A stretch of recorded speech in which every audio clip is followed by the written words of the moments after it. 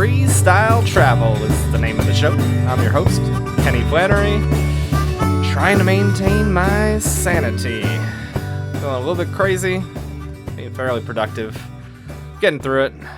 It's nuts out there. I got stopped by a cop today on the beach. That was annoying. I'll tell you about that in a second. This episode today is about David. David is my guest, and we sat down and talked for close to 3 hours, just shy of 3 hours. This is going to be a long one for those of you who want to listen to the whole thing. David is a guy who couch surfed with Christian. Christian is the guy I'm staying with. Christian, his wife, and 2 kids. That's who I'm staying with here in Mississippi for the time being. And David was here, I guess, a few months ago through couch surfing, met them, stayed for maybe a week or something. Went to Houston, came on back, and is basically in it here. Everything's shut down everywhere, so this is where he's hanging for that, at least for now. So we sat down and we talked, like I said, for quite a while, several hours, about all kinds of stuff, kind of how we met here, how he went to the same school as I did, Full Sail, nearly at the same time. Different degree, went to game design, so we talked about that. All the way to how wanting to summon demons led him to psychedelia. And yeah, we talk about mushrooms, DMT, pot harvest, manifesting stuff, traveling, obviously. His life as a roadie. Wow, we got deep. We talked about all kinds of stuff, so dig in for this one. Lots and lots in there.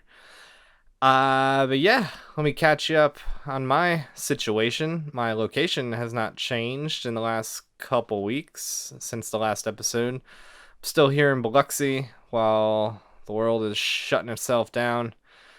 It's a little bit crazy. I can't say I agree with the strategy that's being invoked here.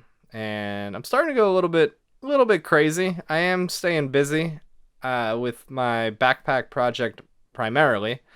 That's what's really letting me justify sticking around in this one place. I mean, on top of that, I got good friends here, and this guy David, who you'll hear me talking to, and obviously my friend Christian. It's good company, but going a little bit nuts. So I'll tell you about the backpack. But today I just walked down. So we're like 1 or 2 blocks from the beach. You can see it from the porch. And my backpack's coming along, which I'll tell you about. And I just wanted to test the straps. I just tweaked the straps a little bit and wanted to take a walk, see how they felt. So I packed up the backpack with, everything I own basically, and walked on down to the beach and was pacing around, and then sat on a bench and kicked my shoes off, put them in the sand, getting on sunset. Just blissing out for a second. And then, boom, walking up right behind me, a cop wearing a face mask, telling me I couldn't be on the beach, time to move along. I was like, oh, for real? I'm like, even though I'm completely by myself? He's like, yep, governor's orders. You didn't see the sign? I'm like, no, I did not. And I think I had heard something about not being able to be on the beach, but by myself? Completely by myself? Yup. And he didn't say anything to the blonde girl who was walking 30 feet from us, just along the water. Didn't say anything to her, so I'm pretty sure it's because I had a backpack. I don't know. But didn't mention anything to her. She walked as close as 20 feet from us. And as she walked by, I didn't want to say something like, what about her? Because I'm not trying to ruin her nice little sunset walk just to make a point to the cop. So that's kind of annoying. It's like, damn, I don't know. That just happened today, and it just made me feel even more trapped here. Because it's kind of an escape to walk down to the beach. The kids here can get a little bit rowdy, and I can go a little bit crazy out here in the shed where I'm staying with my little sewing operation. I feel like the walls are closing in. Sleep schedule is completely erratic. Some nights I'm staying up until 8 in the morning.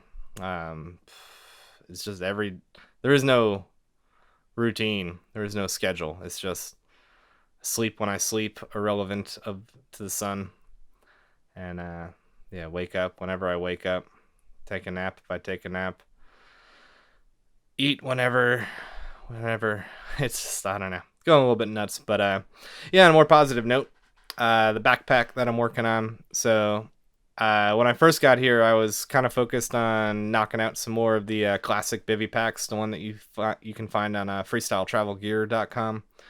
The good old green ones, real solid design. Just, I've got all the materials to make a bunch more of those. So that's what I was trying to do, because selling those backpacks keeps me afloat, and I really like how much people like them. So, but I was like, well, I'm here. Why don't I work on a new design for myself, which would be the third design since then that I've just been testing out. And these ones have been testing out are real custom to me. In particular, this one I'm working on works even in conjunction for the hopping show. I had to get a little tiny little tripod for my phone, which actually works as a mic stand. I'm using it right now. It's pretty multi-use, and even more multi-use, so I'm incorporating it into the design, or I have incorporated it into the design of the new BivyPack for me. And it holds up the material in the bivy in my foot area, just to give a little bit more airflow, keep things tight and comfortable. So yeah, this one I'm just really digging in, just really personalizing it to myself. It's a lot smaller than, say, the Freestyle Travel Gear main BivyPack, which was about 40 liters of capacity, whereas this one I think is in the low 20s, maximum 25 liters, which is all I really need in my life. So I'm liking it so far. I've basically finished it at this point. I still need to finish some seams and stuff like that. I've just been waiting to make sure I don't want to add any little loops or diddly box, do some test walks with the straps, make sure I don't want to undo them. So but yeah, it's a different design than normal. So I'll get a video up here eventually, and I'll mention where you can find that on social media and on the next podcast too. But the bivy deploys from the back panel of the backpack, and I can reach into the main bag section when it's all set up, and it's really nice. I've solved the mosquito problem while still being breathable. It's kind of hard to explain it so much, but it's light as hell, that's for sure. And the other thing I did was make a jacket, a custom jacket, which works as the fly of the tent, which has kind of always been the design, but I've always designed it so it would just work with kind of any generic jacket that myself or anyone might have. And this time I decided just to full on make a jacket specifically for it. So the jacket itself, if I'm wearing it, I can wear it as like a normal jacket or go in a semi trench coat mode. So it'll cover my pockets if my phone's in my pocket and that sort of thing. And also put buttons on there so it works in conjunction with my quilt that I made, my little sleeping bag kind of quilt. So I can wear it like a puffy jacket without looking ridiculous at all. It just totally looks normal. So yeah, multi-purpose jacket, obviously rain jacket, trench coat jacket, puffy coat jacket / rainfly. It's really come together. I'm really feeling good about my gear situation. So yeah, between that and the backpack, it's pretty good. Weighs less than a pound, less than 15 ounces, I think, all combined. The jacket, the frame, the pack, everything. The straps even I made so they're actual little pockets, so they're really really basic straps, really light. I don't use the same mesh material I use, but I can stuff them with my socks, and that is way more comfortable than even the padding material I was using. So therefore I'm using my socks that would otherwise just be stuffed in my backpack, taking up space. Now they're taking up space on my shoulders, keeping me comfy. So yeah, it's all these little things that I've wanted to do, I'm doing, and had the time to do it. So that's what that's all about. Like I said, I'll show you some pictures of that here pretty soon. Just dialing it in, taking walks to the beach and getting hassled by the police. Doesn't matter if I'm hitchhiking or not. Seem to always attract those police. It's okay. I brewed some beer. I'm drinking the same black IPA I might have been drinking last time. Cheers, by the way. I was drinking some of this with David last night during our talk, which we'll get to shortly. But I'm There's an IPA I brewed 4 days ago. Just did the second dry hop today. It's just a straight up IPA. It's going to be juicy as hell. It's a 5-gallon batch. I'm using 15 ounces for any of you brewers out there of all kinds of hops. I just went insane with it. Absolutely crazy. 4 ounces in the whirlpool. 3-ounce dry hop. Second 3-ounce dry hop I just did tonight. And then I'll do a third 3-ounce dry hop in a couple days. And then I'll bottle the day after that. I'm using Kavaiki, so it's very fast turnaround. Probably going to be somewhere between, I don't know, be around 6%, it's looking like now, after testing it tonight. It's just going to be delicious. So good. So, that's what I'm doing. I'm taking advantage of the things that I can't normally do.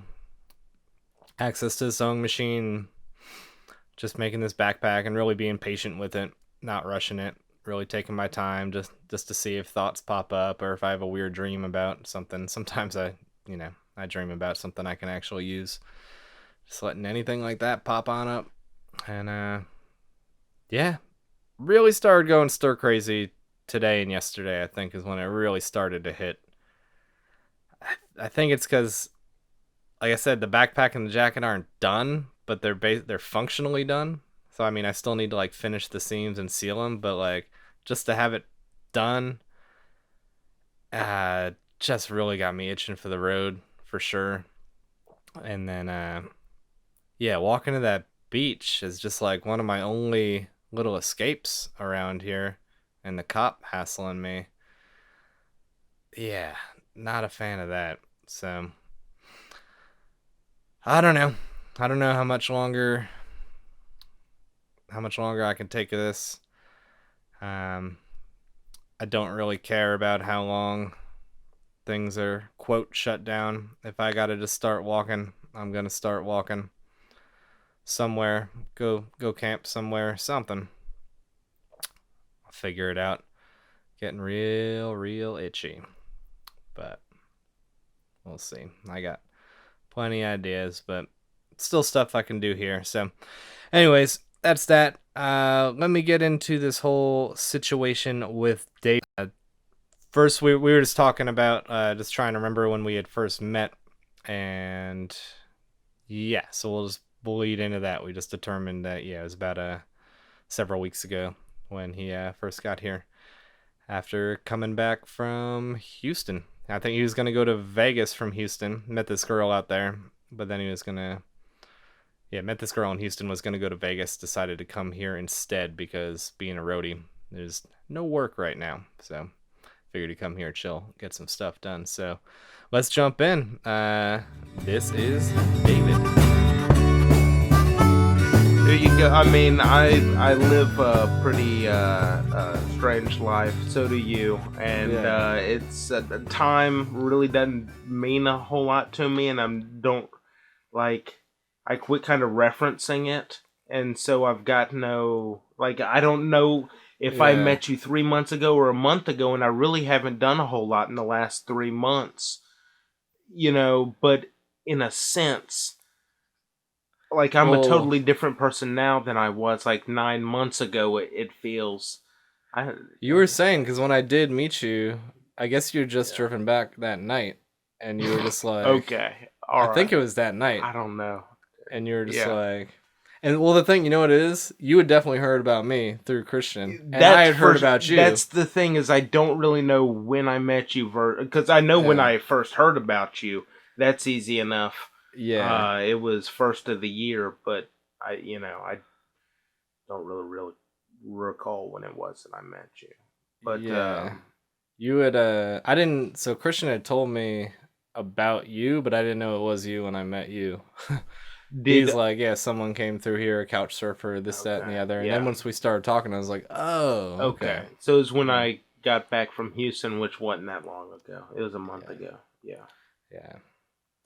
But you initially met Christian through couch surfing, right? Yeah, couch surfing, which I've only had 2 experiences through couch surfing, and both of them were very interesting. Including this one or oh two yeah, before? no. Include I've only used couch surfing twice. Oh damn! Only this year. Yeah. Oh, and this normally is the I second just time. I everywhere I go, people in general enjoy my company, and then I know people kind of all over the place, so I can always like find, like I got a friend somewhere, Yeah, and or you make one quick. I make one like that, real fucking quick. So, yeah. I mean, in this case or this year, because I got my travel trailer, I figured, I've known of couch surfing for like 5, maybe 10 years, something like that. I've just never used it, but I knew it existed. Right. And so I just decided I'd start putting it to use. I'd like never paid that $60 or anything like that. I just figured, throw it out there, see if it sticks. Yeah. The first experience was very funny. It got weird, but it was like okay though. I mean, yeah, you told me about that one. Yeah. I mean, it's so like it probably gets as weird as you allow it to get, because it gets as weird as people can be. I know, yeah. That's the thing. I mean, like I think those people, and I did tell you the experience. I don't want to say too much because like someone could easily track those folks down, because there aren't that many people around there. But it's they're like if I stayed like real square and stuff, but it's very hard for me to do. So as soon as I start talking crazy shit, the dude and his wife instantly started with that. We're polyamorous, and looking me up and down and stuff. But that he, which at one point I think was kind of looking me up and down. They started that real early, but if I had like acted real square, I think they probably would have just just shut up and just done their thing. Okay. But I started. The only reason they're pushing it all is because they saw like, you're not just a normal. I'm not just like a normal dude. So there's a chance you'll fall into our groove. Someone's gonna have some fun. That's what they thought. Yeah. This guy's tap dancing. Maybe. Yeah, right. He'll land here. Yeah. I mean, that's the fun of couch surfing. Is people ask me what it's like, and I'm like, it's a grab bag, anybody. Dude. It is a total grab bag. It is straight up people. Yeah. I mean, it's got to be at least someone willing to have someone in their house. But I've stayed with people who are like nervous about having someone in their house. So even like people who don't want someone in their house sometimes end up letting people in their house because they're just. Yeah. Whether they're challenging themselves or someone challenged them, like they're doing it. So old, young, liberal, like whatever. That's kind of the fun. You just don't know. I mean, if you read someone's profile, you kind of know what you're getting into, maybe, but then you get the Ricks of the world. Yeah. We had a guy stay with us, basically with us now. At this point, we're all in this together. Yeah. Here in Biloxi. And he was very much not a couch surfer. But maybe he was at one point. I don't know. I talked to him. He didn't seem like it. He was just looking for a job. Yeah. Needed a place to get a shower. Sure, I mean, the sentiment that you are a part-time or full-time traveler, not like looking for a... I mean, he was looking for a long-term place at like wherever he could get in at, wherever he could get a foothold.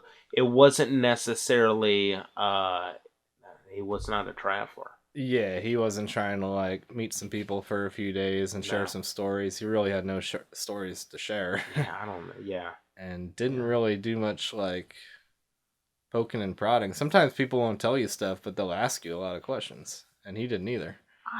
I don't know. I think I might have had a dream one night that Rick was a because he said he was from Chicago, and then he said he was coming from Florida, and I'm like, are you a serial killer? Like, maybe, possibly. And the other thing is, I've been watching a lot of serial murder documentaries that probably on YouTube, contributed to that. And I think that seeped into my dreams. I think so. You never know. I mean, no one ever does know. Usually people are like, oh, he was a good guy. Yeah, right. Rick seemed like a good guy. He just he just didn't have a direction, really. I think, yeah. He was he was not a horrible person. He wasn't fit for the vibe over here. It was definitely just a vibe. It was just a vibe thing, I believe. I don't know what he was. We don't know what he was doing. Yeah, like, it was so vague. All of it was so vague. He aspired to work at Pizza Hut, is what I heard. Yeah. Yeah, I mean, that isn't something that you aspire. It's just something that you do. You're like, oh, I need a job. I'll go get a job at Pizza Hut. You just go there. If that Pizza Hut, if they're not into you, guess what? There's another Pizza Hut like 3 miles down the effing road. Just get down there. This is not what you expect from a couch surfing. No. I've never met like a couch surfer that was actively looking. Usually they're like, I want to go to Brazil so bad. I've never been. Yeah, right. And he's just like... Yeah, telling me waterfall stories. Yeah. When did you start traveling? Right away? Were you traveling like as a... Well, I mean, I've lived everywhere in the Southeast. And you grew up in Alabama, right? Yeah, I grew up in Alabama. I was born in Columbus, Georgia. And then... Atlanta, Georgia, and then by 6, I was in Montgomery, Alabama until I was like 19, 20. Then I went to Vermont. Okay. So Montgomery is like your true childhood. Yeah. And then Vermont. Yeah, you were telling me you're near Brattleboro? Yeah, near Brattleboro and Putney, Vermont, in the middle of nowhere. And then, let's see, I came back and I lived between Montgomery and Mobile in these little tiny, like these really small towns, like Hope Hall and Penlala, and like little, which means Penlala is a pint of liquor in the local Indian vernacular. And that's the name of the town? Penlala, yeah. Pint of liquor. Pint of lala. How many people live there? 16.9? No, I mean, like, maybe, like, I don't know what the sign says, but, and because I don't know really where the line is drawn, but I mean, it's very small, like one general store type of small. Yeah. There's one volunteer fire department. Okay. So you're not even a Walmart. No, not even a Walmart. Yeah. There's a truck stop and a Stuckey's. Okay. That's not the truck stop. You know, like stuff like that. That's it. There's a Denny's at the truck stop. It's probably the worst Denny's around. Like in all of Central Alabama, it's probably the worst one. So you were there after Vermont? Yeah, but like, okay, so I lived in all these little towns. Then I went to Orlando. Oh yeah, you went to Full Sail. I went to Full Sail. Oh, so I wanted to dig back in on that because I'm wondering if we went at the same time. Do you remember what year? Like I think it was like 03 to 05, and that would have put my Austin in 05. And then after Austin, I moved to Mobile. So you don't remember Hurricane Charlie? No. Do you remember any hurricanes? Dude, I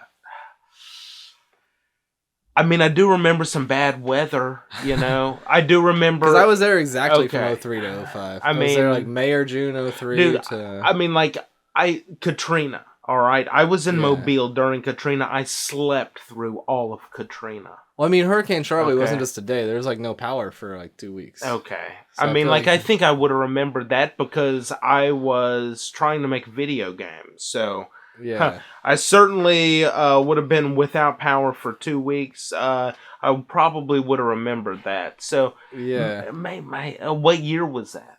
That's a good question. It was between 03 and 05, Okay. because that's exactly All when right. I was there. I'll look it up. But I mean, to be real honest, the psychedelic life that I lead, I really cannot. I'm not really that great with. I mean, I can sit down and really probably piece it together. I know I was in August 2004. I just remembered that it would have been I was there during 9/11. Oh. So So you're there. 2001 to Okay. 2003 probably. So I got there right after you. 2004. What year? 2004. Was Hurricane Charlie? August 2004. Okay. Yeah. Well, so you probably, if you were there during Yeah. 9/11, then the Yeah, program was only like 12 months. no, mine was 2.5 years. Game design was that long? Yes. Holy crap. Yeah. I did not know that. You mean, are you telling me now it's 12 months? Maybe just because the audio thing was 12 months. I did almost Okay. 2 years. 'Cause There's I did no a way you could bachelor's, learn. There's no way you could learn coding in 12 months. There's just no way. But I mean, it's possible Unless for them to take your money. No doubt 12 about months. that. No doubt about that. Oh, they take all your money in 12 months, and if they don't take it, you're on the hook. They take it right away, and like, Yeah, you're allowed to stay for 12 months. Yeah. Oh, yeah. Yeah. You can If you stay want for to. the other. You can stay for the other half, but yeah. you owe us. We got this gamer, he'll teach you stuff. Yeah. That was their philosophy with the teachers. Was it the same way in game design? They didn't hire teachers. They typically hired industry professionals. Oh, yeah. And hoped sure, they could yeah. teach. I'm telling you, that place. I mean, they're teaching you finite skill set that you can learn on YouTube with Yep. like 2 books.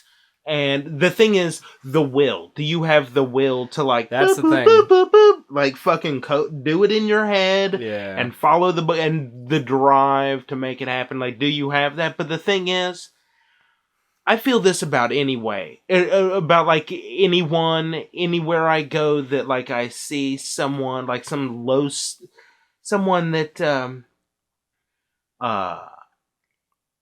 like has really bad customer service. It's like if this doesn't if you don't find this enjoyable, move on to something else. Yeah. Like if you're not totally enthralled with video games, that now coding, it's nice to have someone else coding with you and like someone double checking your code. Yeah. That knows like that. It's a team sport.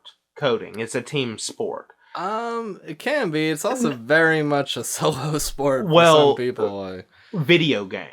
Video games. Video games. I'm not talking Definitely a team about, thing. like a web page or anything like that. Yeah. There is certainly plenty of but a video solo game, I can't activities imagine. coding. Because there's guys who just Oh, are dude. texture guys and stuff, right? And then, you're not story kidding. guy, everything. Yeah. Like every little aspect. Every little aspect. So Yeah. it's like I found at that point in time we were doing like GBA type. We're doing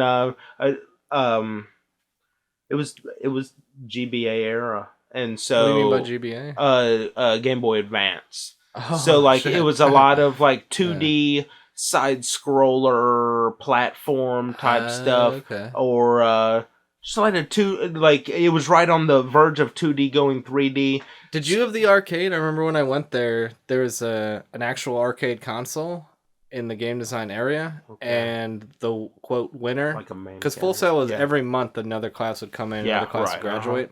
So for a whole month, whatever team from that class like won, so to speak, with their game, they'd put it on a game console. Oh, that's cool. So they didn't have that That's one. neat, yeah. Maybe they That's a good idea. stayed to that.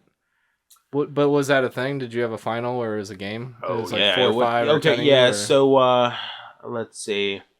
I'm trying to think. It was like it was an accumulation of of Nintendo and versus Sega heroes and villains, and it was like a resource management. Oh wow! Not like a Command and Conquer, but like it was Nintendo versus Sega, and I mean it was really just so like you could showcase like all your abilities. That was your game? Not mine. It was the end. Thing was a group. Oh, you all worked together. Yeah. Well, it was like 6 of us, and it was in teams. Teams of 6. Or? Yeah. Gotcha. Yeah. Yeah, we had about 6 people, I think. So everybody did a Nintendo vs. Sega thing? No, that was just team? Like ours. Okay. So Sonic vs. Mario. Yeah, like all that good stuff. Just like recognizable things that people could say, like, "Oh, I like that," so to speak. The resource management being the way that we could show our skills in like the grandest array of ideas, and we could incorporate like everything we wanted, into it. Even like a little side game was in there and stuff like that. Gotcha. The one that I enjoyed the most was a Joust remake. Joust remake? Yeah, like the arcade game Joust.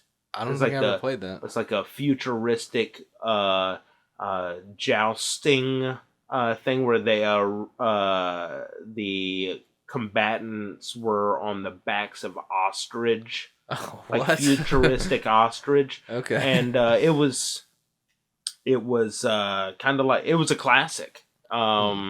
Yeah, it was. So you did a remake of that? Yeah, kind of? Yeah, nice. Futuristic, like a national death match, type of thing, and then like I incorporated like a store so you could like upgrade your birds and your jousting stick and a store. Yeah. Oh yeah. I mean, did you use all this afterward? Wait, was this right when you graduated high school? You went there?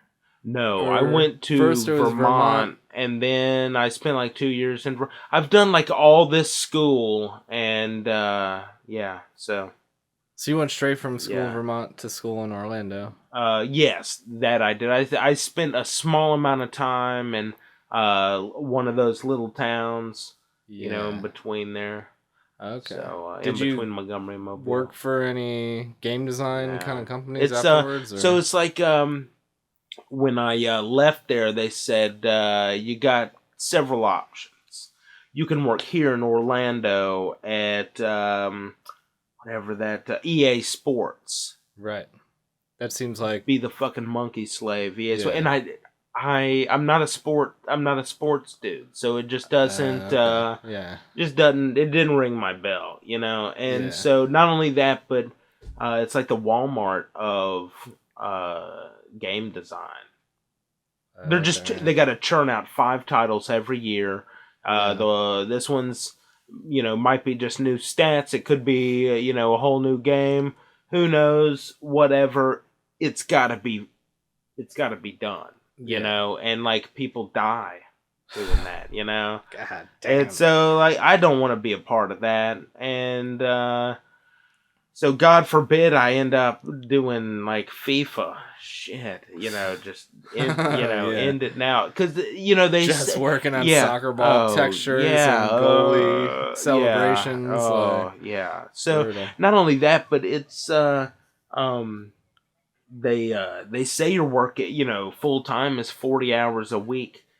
Nah, full time is like 100 hours a week as a game developer. You don't go home.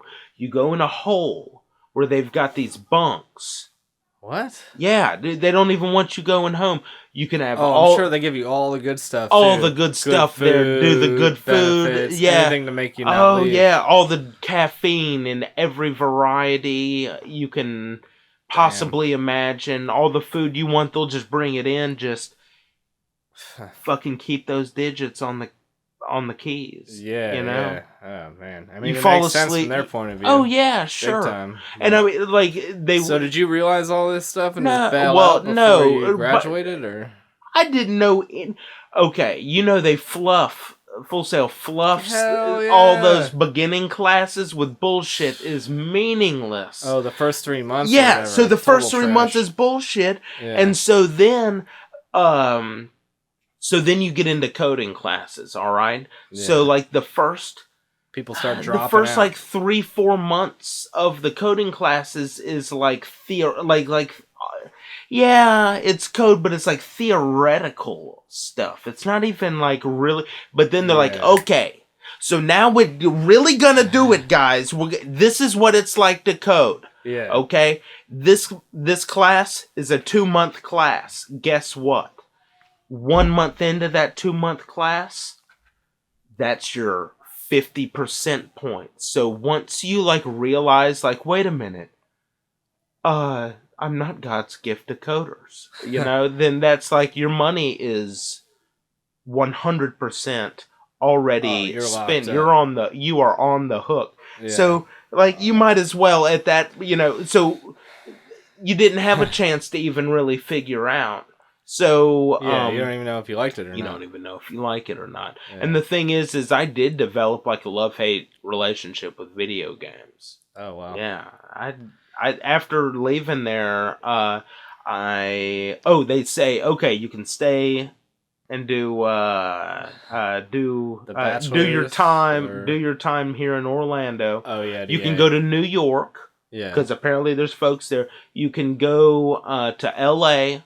or go to Austin, Texas. And I was like, okay, I'll go to Austin. That's wonderful. Because, I mean, I grew up in Alabama, like California. At that point in time, you know, I'm not the person that I am today, you know. And so I was like, I'm still not fond of people from California per se. But, like, Austin's like Alabama's accessible San Francisco. Exactly. You got it. So, like, it's the most progressive thing Texas got. So I was like, close. Yeah. So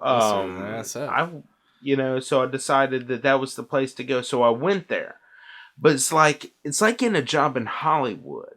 Okay, except with Hollywood, it's like you go to you go to the bars and you rub shoulders and you buy drinks and you slob some knobs and all of a sudden you got a job. Okay? Yeah. Guess what? There's no knobs to slob because they're all working in an office somewhere that you can't get to. Yeah. There is no, like, meeting someone. This was fucking like GeoCities times. Might as well been. Okay? Yeah, I mean, 2001. You know, it's like you looked in the yellow page. You still looked in the yellow pages when you wanted to find something. So, but game companies aren't in the yellow pages. Yeah. Yeah. Okay? You're asking around? Yeah, where are you asking? Yeah. Dude, I never... Going to a bar and they're like... I know, they're like... The Titans are... Yeah. There were no Titans in 2001. There were... Yeah, right. So, yeah, so it was... It didn't work out, and it wasn't supposed to. No. So, and then, if you don't use it, you lose it. Was somebody just knocking on the door? It's probably one of the kids knocking from the pool. Yeah, so it was like if you don't use it, you lose it. So. Yeah. Yeah. So that's one of the kids there. They moved the pool right up to the room, so now they can do that. Yeah. And so how did you wind up in Hey, quit that. California? I've never been to California. You've never been to California? Yeah, if we just ignore them, they'll stop eventually, or get more aggressive. But they're not here. It's all good. Yeah. Oh, that's right. So he's in a body of water. I'll just push his head. Austin's the furthest west you've been. Furthest west I ever went. Then after Austin, I went back to Alabama again. Just the low cost of living just sucks you right back in when you don't know what you're going to do with your life. It just seems easy. That's where family's at. Well, I mean, imagine that's why most people are in Alabama. Because their parents are from there. That or, Oh, because their parents are there? Hell yes. Maybe not because they're there, but that's where where they're from. Yeah, for sure. I don't think many people nobody just go goes to Alabama there. No.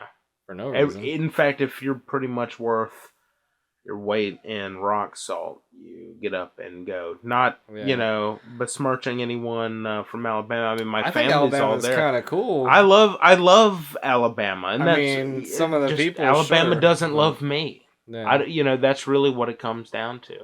Yeah. I never felt accepted in Alabama, and there's good reason. Frankly, I'm kind of too good for it in a way. I mean, I'm a big thinker, and they're really thinking about the small things there. I can't. It strikes a lot of people as the kind of place where it's like people. There's a path of excellence that people want to get on. Yeah. Not how can I create my path or what is my path. They're just like, the path of excellence is this. Yeah. How can I make the money? How can I get the girl, the husband? How can I do that? The people in Alabama really not necessarily a path. They're more like, hey, look at that hole over there. That's my hole. Dragon, bring my wife back to my hole. And that's my hole. Ain't nobody gonna get in my hole. And it's not a path. There's no forward. Yeah. There's not really forward progress. They're setting up shop.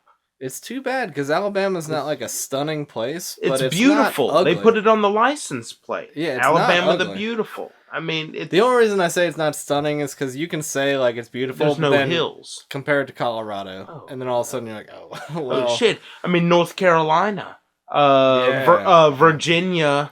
I mean, Arkansas, which is seemingly you could call the armpit. Of it, just like Alabama's kind of an armpit. Arkansas is one of the more forgotten states because people love Arkansas. Love to target Mississippi and Alabama when they're talking shit. They're just like, well, at least we're not in Mississippi or Alabama. Even Louisiana gets thrown in the fold, but Arkansas gets forgotten. That's what I feel about. Like Alabama, we always like thank God for Mississippi. We could always say that because they're just like one step below Alabama in some weird way. I was telling Christian with this whole. Corona pandemic thing, it's like finally like it's an advantage to be last because we can see in the future. So it's like, San Francisco shut down, we probably got 2 weeks until that happens to us. Sure enough, they shut restaurants down here, that's gonna happen next. You can just see. It's a special place. Biloxi. Apparently, Biloxi was my grandfather's favorite place. My mom likes to remind me of that. Shoot. When I tell her where I'm at. And I'm like, what? Was G-Paw a gambler? I don't think so. What? So, I get the idea that maybe there wasn't flesh-eating bacteria once upon a time, and the beaches were sweet, and there's probably more I heard Katrina there was probably just a bunch of flesh on the beach, and that's what was sweet. Forget the bacteria. G-Paw was a leg hound. Ignoring the bacteria. He wasn't worried about the bacteria. He came for the bacteria. The casinos brought it all in, whether you go to the casinos. How long have the casinos been here? Do you have any idea? I don't know, but I get the feeling it's part of the town. That's the sleeping bag. I'll show you that.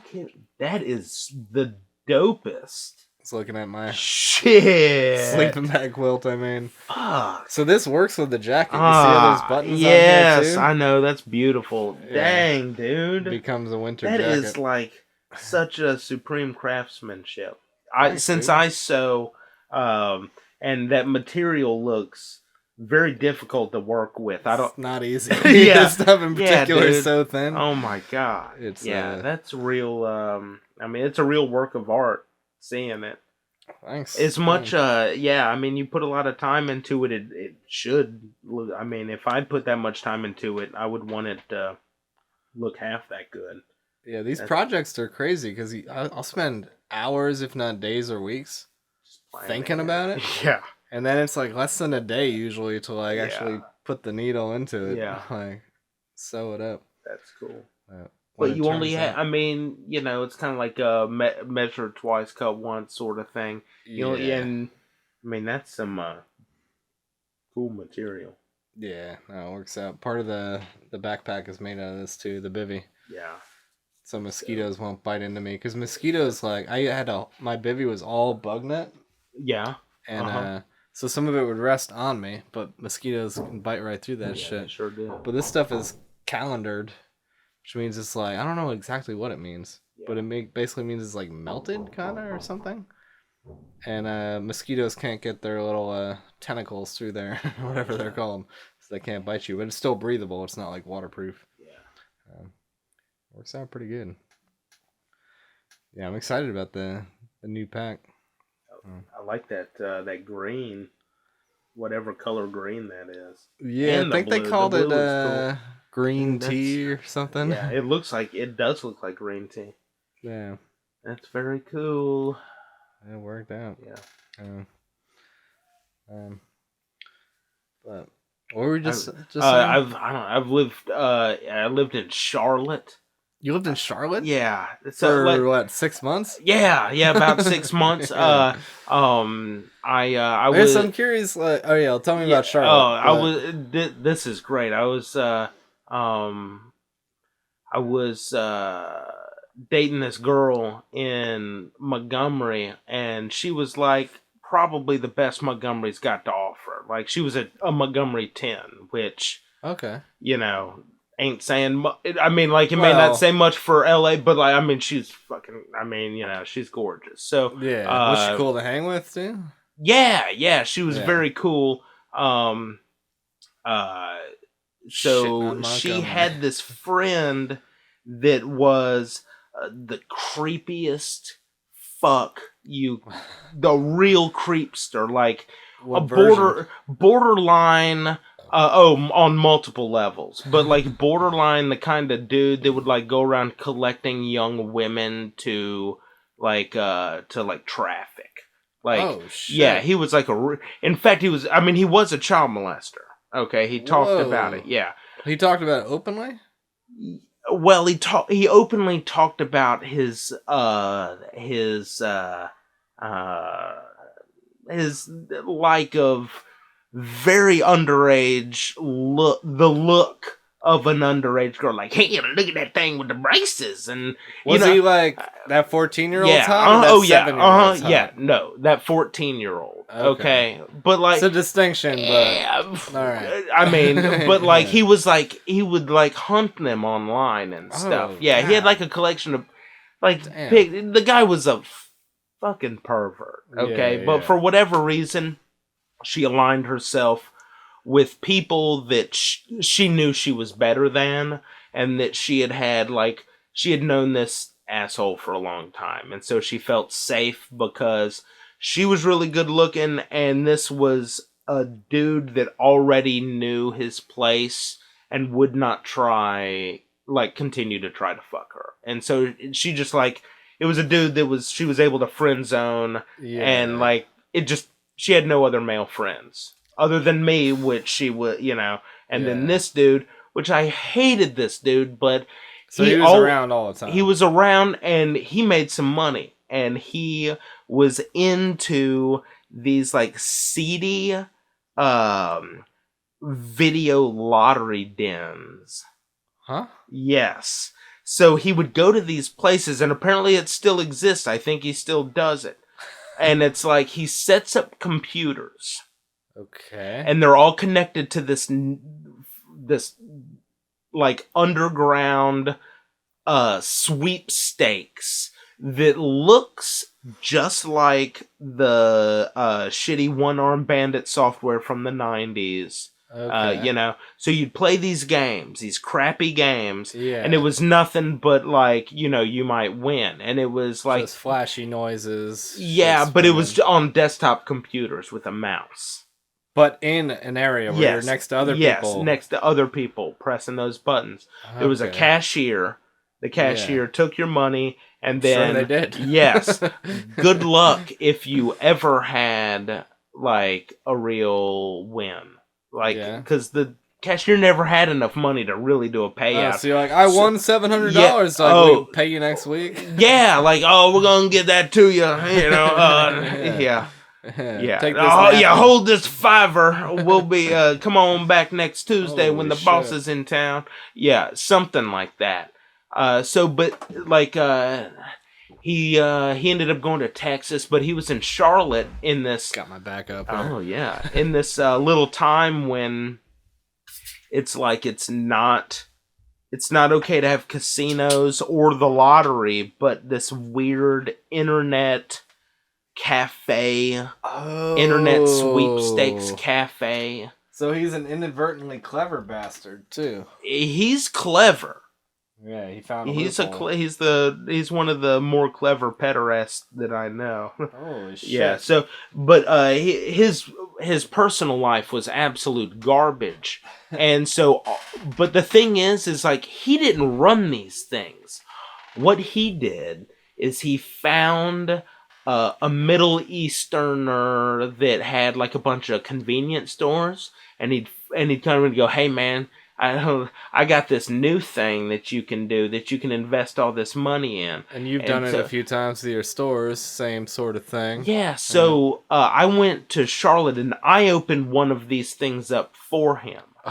Yeah, my girl opened up one of these things for him, and we would run them. We'd sit there, we'd take people's money. We did this for like it took us several months to get them up and running, and then we sat on them for like 3 months so he was presenting it to these folks that he was just in this management company. How much would you clear a day?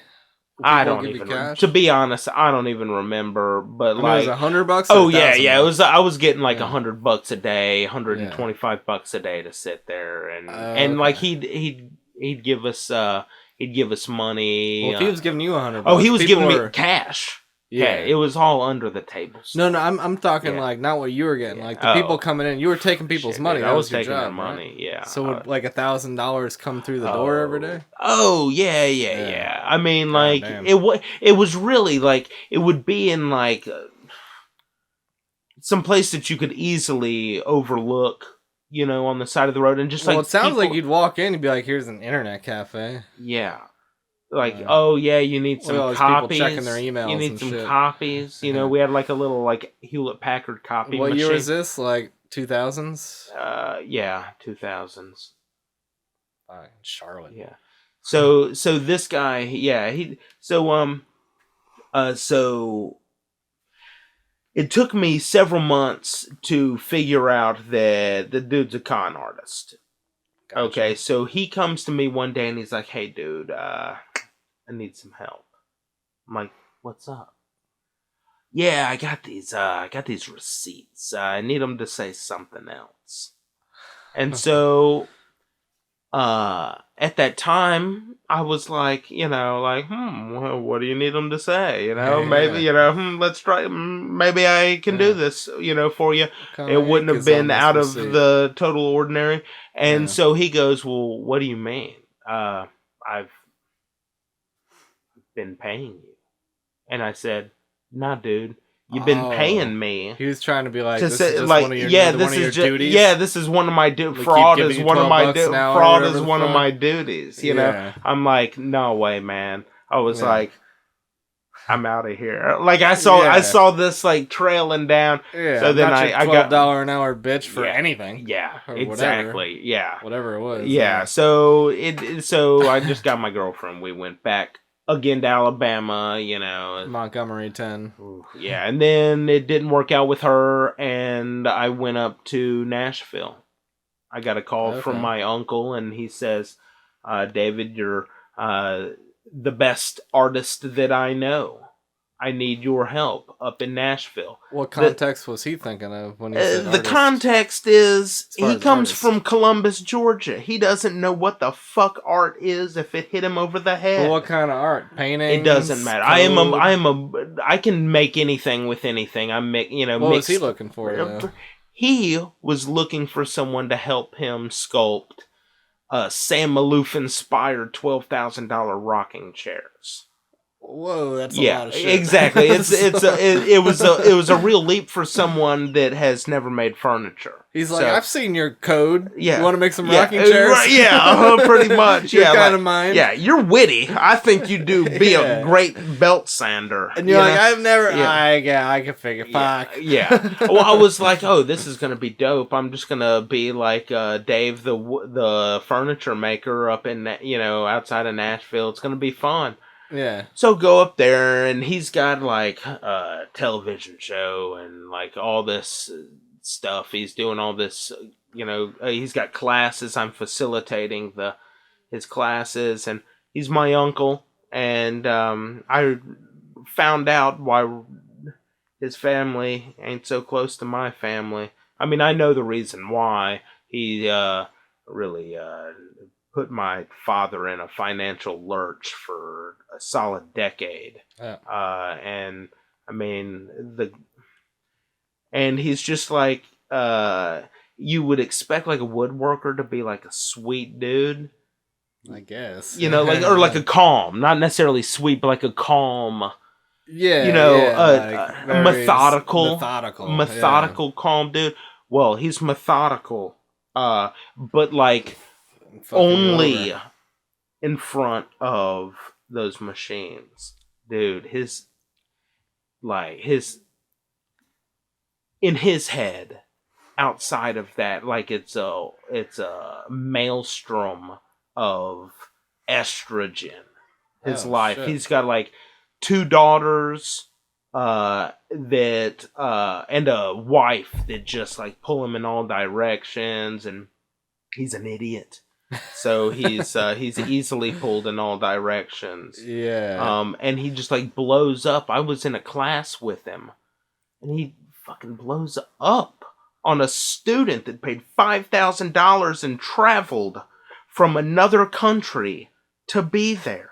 I need to start. He fucking blows up on him. And I think like, oh, this guy's life is falling apart. I feel sorry for him. Guess what? Next class comes, he blows up on another one. I'm like, whoa, he blows up on me. I'm like, so he's just taking out all that shit. Because you can't blow up on your wife or your daughter without serious repercussions. Yeah, right. So he blows up on these people that have already paid, It's sick. So whatever, I don't need I don't need that in my life. So I just moved on. I got a job as a roadie.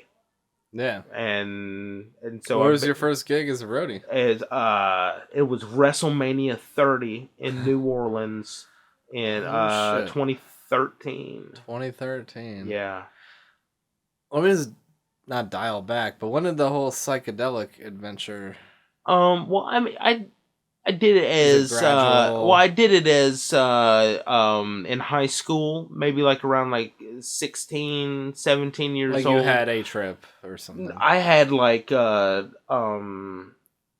probably like a half dozen trips of like less than an eighth, but like or like less than a quarter maybe, but it was all like bunched together in a short amount of time. So it was like it really is enough to like kind of rewire and reset some stuff. I just feel like it's a big part of you, and like you know a lot more about it than the average person. Yeah. And I just wonder like when it switched from just like for about 10 years ago. Not just to say recreational, but no, just like 10 years ago. Like you feel confident giving people advice and stuff like that. 10 years ago. No, I'd say probably like really giving people advice like in like the past 6 years. Okay. Like in those 10, like the 4 years. Roadie 2013. Yeah. So after you became a roadie. Is before, like since I've been a roadie, like before that, what led me to the psychedelia is I wanted to summon demons. What? Yeah. What do you mean? I wanted to summon demons. Like, so, like, I had no spiritual nature, okay? But I'm very curious. Now I'm, like, full of, I'm full of spirit, okay? So what, you were just like, one day, you're just like, yeah, well, it wasn't one day. No, it wasn't one day. It was like, hey, I want to see something. I want to know that something is out there that's like the swinging dick of the universe, bigger and better than like, you know, like I want to see something for real. I want to see magic. Yeah. Okay. And I believe mushrooms. I believe it. Magic exists, you know? So, like, if you believe it, magic exists. That's the thing. You have to believe it. Yeah. I can do it. I can't command it, you know, at the tip of my finger, but I've done it. Yeah. Magic's just a weird word because I'm... With a K, not with a C. Oh, shit. What does that mean? Well, with a K, that's intent, mantra... there's ritual, there's, you're trying to do something. In this case, I should rephrase that. I did not want to summon a demon, okay? But you did. I did, okay? So, like, I just read about it, okay? That's what I do. I do a lot of research, you know, a whole lot of Crowley stuff, Lepheus Levi, transcendental magic, stuff like that. Did you have any expectations for this demon? No, so I just read about it because and the thing is what I read is like, first of all, you know, you can't go pussyfooting around, okay? I mean, you're summoning demons. You're summoning demons. You don't want like some bad, you know, fucking Joker on your shoulder for God knows how long, maybe for the rest of your life, you know. I do believe this. So so the thing is you have to have like the tools, okay? It requires like some, you know, like to protect yourself, okay? It's more than just drawing, you know, the sigil on the, you know, or this circle, you know, on the floor. So in your mind at that time, what did that mean to summon a demon and not have it sit on your shoulders? Like, well, no, I don't want. I did not because I did felt you want unprepared. to visually see a dude with horns pop out and no, I wanted. I felt powerless as well. Like I felt ineffectual. I'd been all over, you know, the place, and at this time, I'm 30 years old. I'm saying, like, you know, what am I doing with myself? I keep on finding myself back here in Alabama, this useless... I can't even find really friends here. I mean, I have friends, but, like, I know they're not really my friends, you know? People you can hang out with pretty well. Yeah, kind of, but not that I can connect with, okay? Yeah, you know...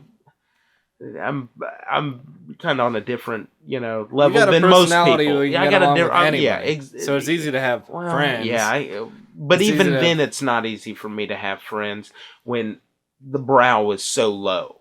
Yeah. Okay. Yeah, I guess I'm just saying. I'm saying friends in quotations, as in like people you can hang out with. I was having trouble. So, but anyway, I also felt like maybe. Not only did I need spirituality in my life one way or another, but, you know, the idea of Satan excites me, always has. Okay. So like, that's what I went looking for, because I often, like, I had grown up in a Catholic background. Were you going to church every Sunday? Well, I was going to church via school.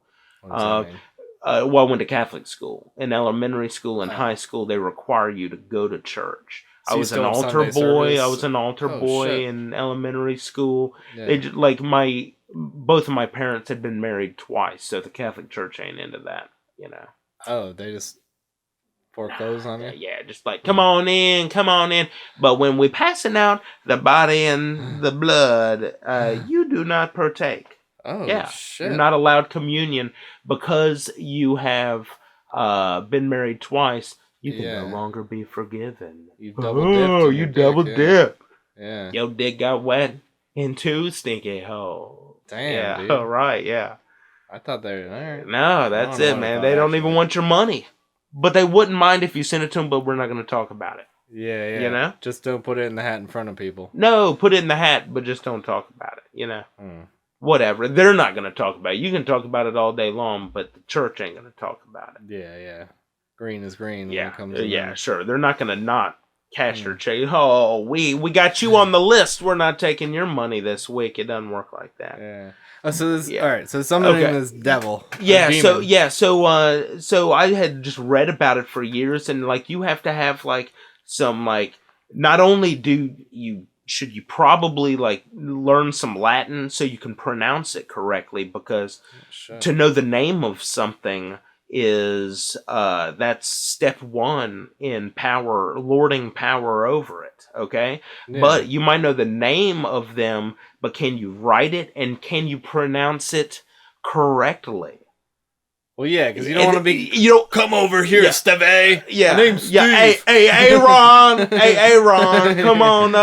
Come on down. Hey, Aaron. Yeah, you can't do that because the thing is, no, Aaron will come from the back and they'll be like, yeah, I'm the demon that you ordered.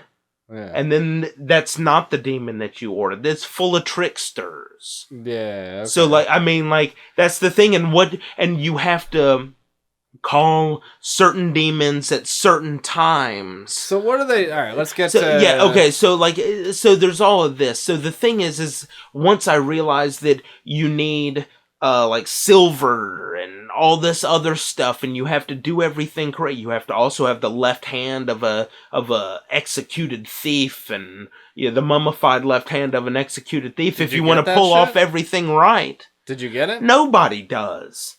So what did you do? Well, I never did it. Oh. But that's the thing.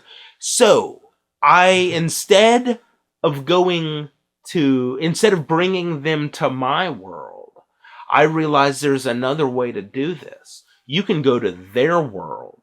Oh. You can do this with dimethyltryptamine. Yeah. Now, I'm thinking of these like elves. Exactly. So these little elves are kind of like little minions, like little demons, minions running around. Yeah. Doing whatever. Demons, angels, minions. I mean, who knows? The way I look at it is really, I mean, it's like a sexless, universal little robot, much like a gray alien. Right. That's just like, I'll see him out of the corner of my eye on little gears, like kicking their legs, like winding back curtains and stuff like that, or like little eyeballs in like in tall grass. Huh. This is the first time you did DMT? I don't know. This is like any time. I mean, like, I've done DMT. I've smoked it like did you, 30, 40 times. In order, probably. So yeah, you couldn't harness... Okay, so bring the demons to you. I couldn't bring the demons to me, but so I realized that, like, I don't know that Renaissance picture with, like, there's, like, someone crawling through the grassland and they've ripped open a tear in space and time, and they're looking out into a universe behind this curtain, this veil. Yeah.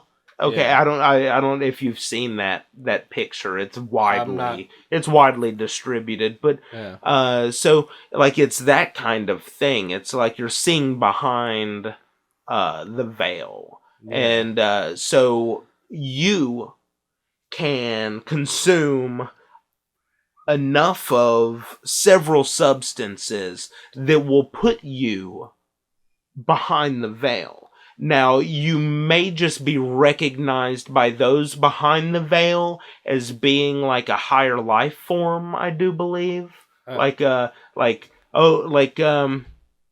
mean, because they're living here with us in our space. Right. You just can't perceive them without this veil being lifted. Yeah. So, like, you have to do something. You have to get fucked up. Yeah. To get to a level in which you can see them, but I think maybe at a lower level, they can probably see you and recognize your presence without you recognizing them. Like, imagine a ghost. Now? Imagine a ghost walking through. Yeah. Like, that is one level below us. Like, we recognize it. Yes. Yeah. Because we recognize it. It's an energy residue. I know. I'm saying if it did. If it did walk through. If some ghost walked through. Like, we recognize it. It doesn't recognize us because it's like some energy residue Oh, I You know what gotcha. I'm saying? Yeah, So like we're on a higher dumb. vibrational level. This is like an echo that's going through. So Yeah. So not like, like Casper the Friendly Ghost, just no, purely just an energy echo. You got it. Yeah. Gotcha, Yeah. Like you see in a movie, like some woman that at 2:00 runs and flies out a window every 2:00 on Sunday morning on the wintry, the winter solstice. Yeah. So like that sort of thing. So I think that, that's how we're maybe seen by whatever it is that's out there. I feel I've come in contact with. Oh, like they don't notice us as much. We don't notice them as much as they notice us. So do you think they notice us right now? Some of them do. Some of them. Yeah, I mean, like I think that in a lot of ways you could have like some parasite, some like brain sucking amoeba like parasite hanging off of you if you were real down and depressed. Yeah. What's to say that there's not something leeching onto you that you can't see? You know what I've been thinking more about, and it's because of that mushroom movie they showed me. I forget the exact comment they made, but it was well, there's several things. One was that mushrooms are the mothers of all of us, which makes sense because we are the descendants of mushrooms. Yeah. That's not like the science has kind of proven honestly that. Some of the stuff that you're saying, like I can hear some of my friends listening. It's like, what the hell? But like to say that we're the descendants of mushrooms is undeniable. Yeah, and the thing is, if that's 10% true, then well, I think that's just a fact. Yeah, it is. But I mean, it is a fact. But like the general consensus, we came from mushrooms. You fucking crazy. Oh, you know? Well, yeah. But I'm saying there's more facts behind that instead of you're saying demons are watching us and we may or may not see them. Yeah. But then the other thing is they said something about the intelligence of mushrooms. Oh. And how they're all. I mean, because we can't speak English with them and we can't connect with them, does not mean that they're having very intense and intricate and maybe meaningless conversations. No, you totally communicate with them when you eat them. When you eat them. But also, regardless of whether we eat them, and that goes for other species as well, like they could be having like powerful and meaningless conversations all the time. They do. Yeah. In their own way. And we can't perceive that. Oh, yeah, for sure. I mean, they have senses. Whether it's dolphins or mushrooms, it's just like because they don't speak. And some people are like this to like people who speak Spanish. They're like, what are these idiots? Like they're dumb because I can't understand them. And that's gobbledygook. Yeah. And meanwhile, they're just like saying really intuitive stuff. And like mushrooms could be saying the same thing, or anything. They are saying the same thing. They are saying something. We're not able. They're definitely saying. They're saying something. Obviously, they're saying something. But I wonder. I mean, it's alien technology. It really is. It's so far removed. Yeah, I guess. I mean, alien. Like I don't know. There might be a better word for that. Well, alien being divorced of the terrestrial crust of the Earth. It came from It came from outer space on a meteorite. That's how we all got here. Yeah. Well, that would make us alien too. Well, we are also alien, but we are biological technology. Yeah. That is biological technology. That's software if I've ever seen it. Yeah. Mushrooms, holy shit. You take that's intense. I didn't realize all the if you take a mystical dose, which is 1 gram for 25 pounds of body weight on an empty stomach. Yeah. That's the mystical dose. Say that again? 1 gram for 25 pounds of body weight on an empty stomach. That's 6+ hours of no eating. I go 3 days sometimes. Yeah. So, eating a mystical dose will, you download a huge dose of information. You feel like you went and saw your grandfather and he told you like all the old ways. Or like you going and speaking to your grandchild as if you were a child and you're getting all the new ways. You're seeing things from totally new perspectives. You're seeing old things from new perspectives, curing PTSD. That all begins with the mystical dose, but you do realize that it's really just like you've barely hit the like you may be above the clouds on the mountain, but like there's another bunch of clouds over your head and the mountain just keeps on going. Oh yeah. I've taken, I mean, like I really did feel like I was at the top of the mountain with 45 grams of mushrooms in one sitting, in one, like it was a plate full of mushrooms. How long did that last for? Oh, 8 hours. It still just 8 hours? Yeah, dude. There's no difference in duration. It's all about the peak and how high you get. Yeah. And on top of that peak, I smoked DMT until I puked and talked to God. Yes. Okay. So the thing is much like if you take any hardcore drug, all the action happens after a purge.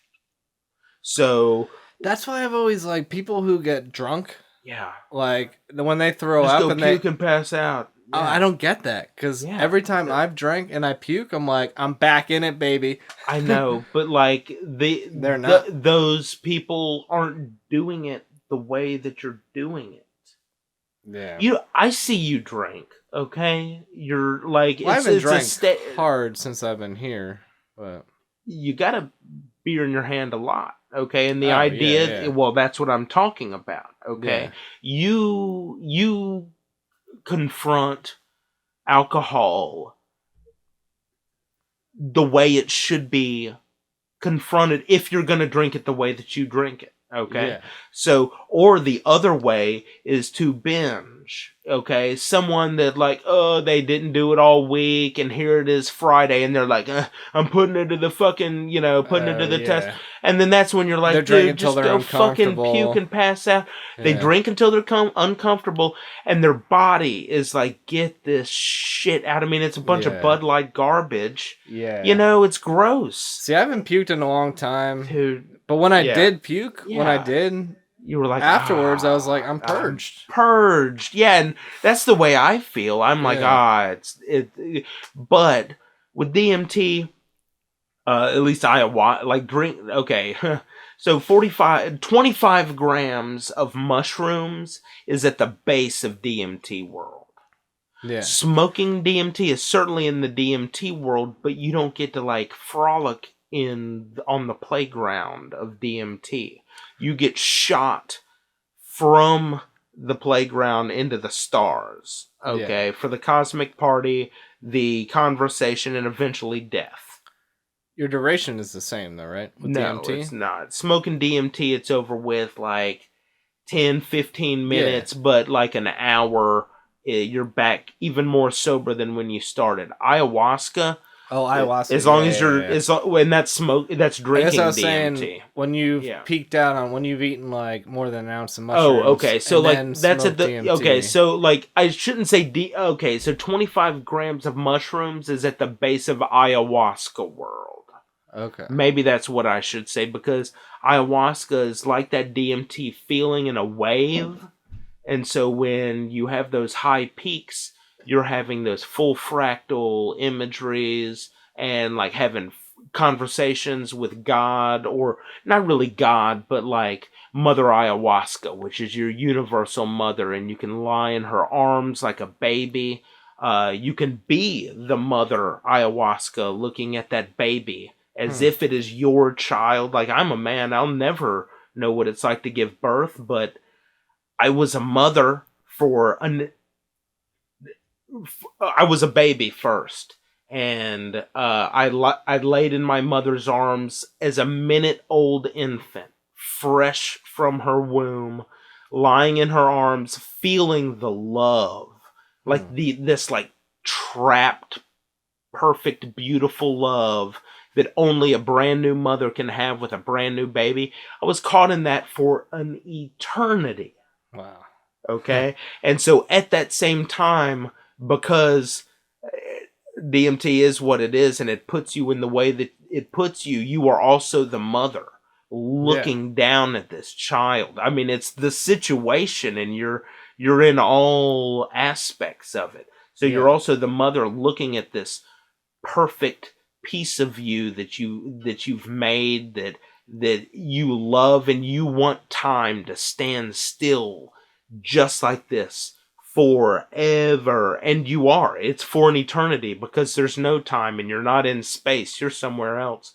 So like it's for an eternity outside of space and time, all this taking place. And so then when the wave comes around and you kind of get out of it, you're like, holy shit, I can give my crazy bitch mother, so much leeway for being a crazy bitch. Because, man, if I could be just in that moment for real. Yeah. Like, in reality, like, for 3 months, just staring down at this little shitbird that I popped out, like, that would be... like, that's all any mother wants, you know? Yeah. And so, like, hell yeah, I can give my mother a lot more, until I talk to her like half a dozen more times and she wears me thin and I hate her again. Yeah, and you start forgetting about you start forgetting about that sweet experience you had, you know? Yeah. And so, but, like, that's how you cure PTSD. Oh, yeah. Yeah, I mean, like, oh, yeah. Oh, yeah, absolutely. So, like, it's experiences like that, but, like, you know, if you can't drink ayahuasca, you can eat 45 grams of mushrooms. You can. So anyone when can. When you've eaten that much mushrooms, or even close to that, how much moving around are you doing? Zero. I'm literally sitting on the couch. Okay, so like if I'm doing a regiment or not a regiment? Well, like okay, well, like so I don't eat for a couple of. If I'm okay, I do it sacramentally. All right, so I'm not. Always? Pretty much always. I saw that coming. Pretty much always. You can just drop it if you want to. Okay. The mattress just fell on his head. Cool. Open up the sound in here. So, yeah, I pretty much always do. Every once in a while, if I'm sharing in the experience with someone else and it's sacramental to them, I might take 5 grams. But, like, 5 grams to me is like... Yeah. Like, how often will you just do like 5 grams, just go walk on the beach or just exist? Like, okay, well, like my girlfriend, when she was here, I did that a couple of times that week. I also took a hit of acid a couple of times. That was a fun week. I was fucked up. So, but I was also doing that at night and then sleeping. Yeah. So we were going on the beach, messing around on the beach, and and then like going to sleep. So you'll sometimes use acid or mushrooms as like party drug, or just like a chill. Yeah, but not. But typically, it's like. But it would be like I don't microdose. I really don't do that. Although maybe I should. You know, maybe I don't know. I'm really not into the microdose. I'm into macrodose. That's what I'm into. And in that case, you're just like, this is my chair or my couch or my bed, and this is where I'm going to be for the next 6 to 8 hours. Yeah. Well, the thing is you really, because the peak's at the beginning of the experience. It's okay if you eat mushrooms in an hour, you feel it, and it's 2 hours from taking it. 1 hour after you start feeling it is really your peak. Yeah. And it might like have a couple of high notes max. Yeah. But it's 1 high note, maybe 2 high notes, but then it like just kind of like mediate, kind of goes into a median and it's just like great for the next 6 hours. But those, what was the question? Shit. Well, it was more just like I was asking how much you move around. Oh yeah, usually when I trip, I like to move around, but I've never done like a mega after that dose. high, after your peak, then you can move around. But like the thing is like you want to be in the best set and setting for your peak. Set is what you have going on between your ears, and setting what's going on outside of your ears. And so you're not eyes closed, or are you? I'm half. I'm like sometimes I'm eyes closed, sometimes my eyes are open, and those give you 2 very different experiences. I've always not done the eyes closed thing because to me it's just like let's fuck with all this. Let's Okay, what you 'Cause want... I also have really vivid dreams. Okay, well, what you truly so- want is sensory deprivation. All sensory deprivation. That's what you're... Yeah. That's the true goal. If you want the maximum experience, and I'm not saying that like being in nature won't bring you a maximum experience, but what I'm saying is if you're looking to heal, and that's the sacrament, that's the reason for the sacrament in my... I guess that's I'm why never it's so looking precious. to heal. I'm looking to grow. Yeah, well, you know how you grow? It's by healing. Okay. I mean, that really is. You just got to... Because you're a grown-ass man. You're not going to change too much, all right? So what you got... The only way you can really change is to scale away the little boy. Okay? Yeah. The only way you can get to the little boy is through serious psychedelic or like 20 years of psychotherapy. I guess it makes sense with a good therapist, not some piece of garbage.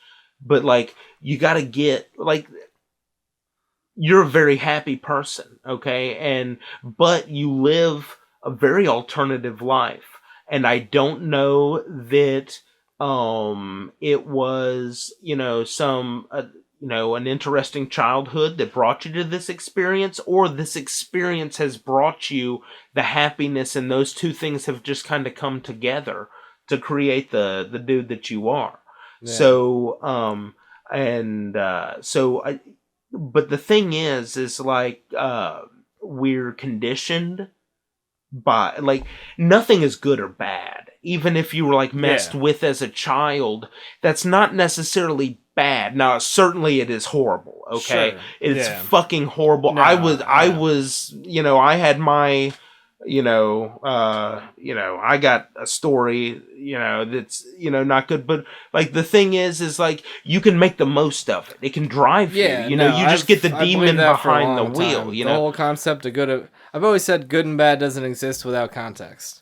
I don't even think the context. What I think is the problem is shame. And if as long as someone feels shame for something, like, that's the problem. Okay, like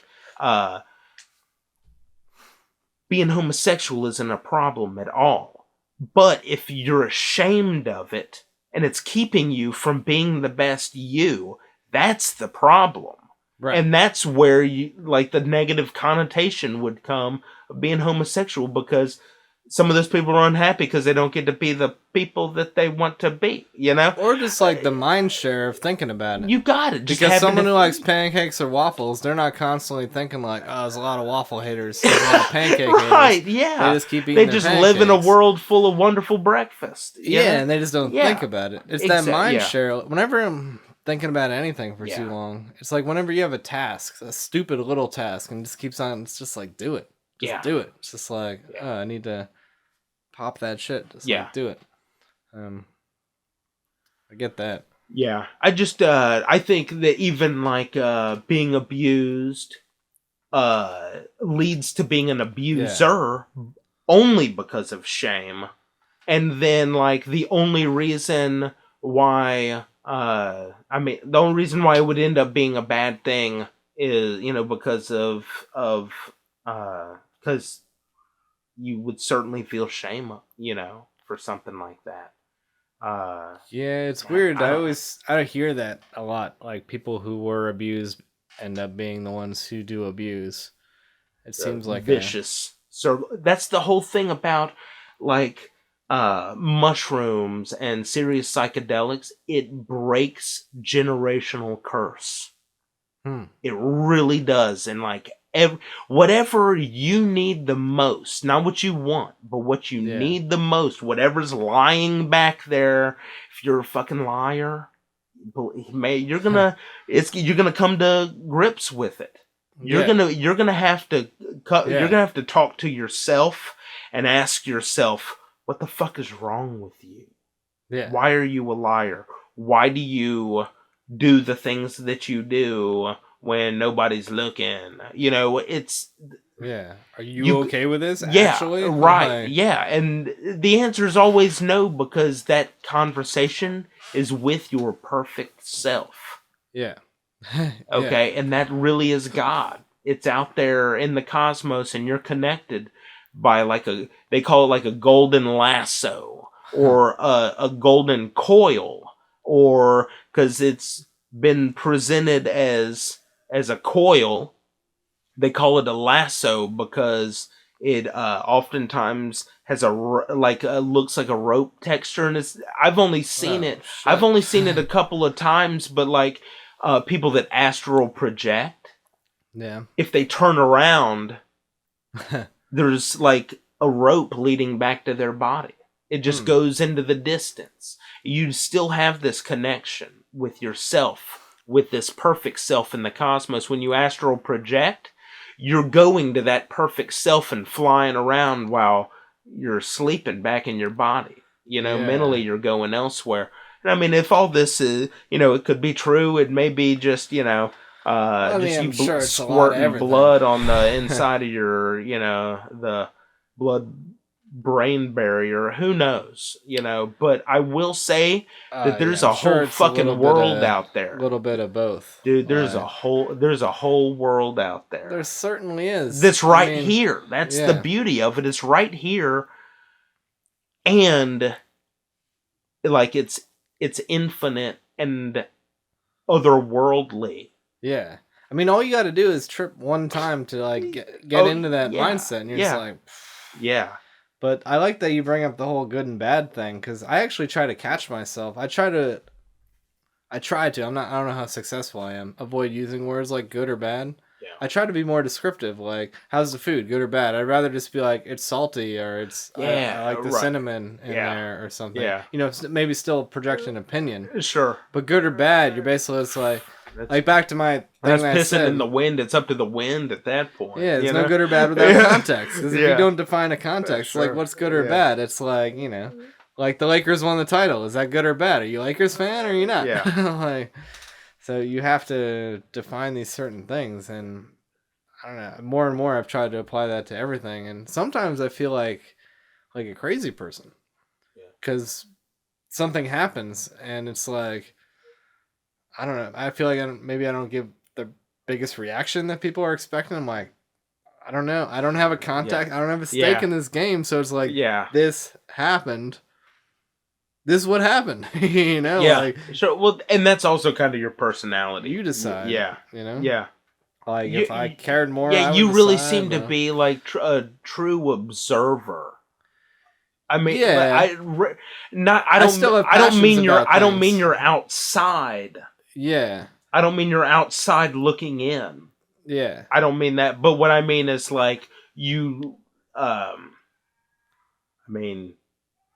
You seem to be, you're reserved, even keeled. I put it the other night. I think is a great way to put it. Yeah. And you just seem to. I like the way that that you present your ideas, because you are a keen observer. I think so sometimes, and yeah, a lot of times I don't have a big stake in the game, and I think I am pretty good at just watching what happens and knowing that I can't affect what I can't affect. Yeah, no kidding. So once this happened, but I'm also not like a rollover. So if I know I can learn from it, I will. Sure. And I feel like a lot of people should be like that. They should be. If you can learn from it, do it. But once it's over, it's over. It's over. Once the ball hit the dirt and it's out of bounds, it's out of bounds. But there's some people who are like, it's out of bounds, forget about it. But I still like to be like, well, what could I have done? Yeah. Don't get caught up on it. Dude, then that's really where mushrooms, come into play. Or not much. It really, mushrooms that, it does operate so much like DMT on high levels. There is this kind of DMT that is I was almost about to ask you about this. Is this the one that lasts for 10 or 12 hours? No, this one, well, it fucked me up for a long time, but oh shit. So what was it? It's You're pointing at your nose. Yeah, it's a shit. What do they call? Oh, well, it's called Hape or Rape, Rapehape. There's like everyone's kind of got their own little concoction, but it's snuff. Okay, and so but it's dimethyltryptamine. It's harramine. Which is like what the acacia bush or tree has got. So it's like other analogs. So is it a blend of stuff you chew? No. So the shaman in the jungle has got this applicator that is like a bird bone, or it's a little constructed pipe shaped like that, like an L. Like my thumb and index finger, like a gun. Making a gun with your hand. And so they stick the long end in your nose, and then I go, and I shove the end of it, fill it up with this DMT snuff, and I stick it in your nostril, and I blow it all up into your brain, and I do this like 2 or 3 times. Holy shit! It feels like you got a uppercut. Is that duration or intensity? Obviously, it's intensity. But it's really both, because the thing is, dude, you just keep on going back, man. And in fact, even when you're like not even with it, the dude comes by and he like blows it up in your nose. Now, I didn't do it like that. How I did it was... Holy fuck, what a psycho, dude. Yeah. Oh, God bless him. Dude. I mean, well, you're there in the jungle, dude. That's what you're there for. Yeah. I can't believe you're just like, dude, coming to terms with... I know, dude. And then you're like, boom. Dude, and he'll do it for days, man. They'll just stay up for days doing that, just getting fucked up on that stuff. I mean, that's where I need to be. But, but how I did it was, it was just like, some on the hood of like an old Chevy. And, these people that I kind of knew were like, hey, David. You did a line of this shit? Here. Did a line of it. Like, it knocked me back. Like, before I hit the ground... I lived an entire life. I had like a girlfriend, a wife, children. We went on vacations. I grew old. Like, I died. That's what I'm waiting for, man. Dude, I'm telling it. And then like, bam, I hit the ground, and I'm like, and then I got up and I was like, what the fuck?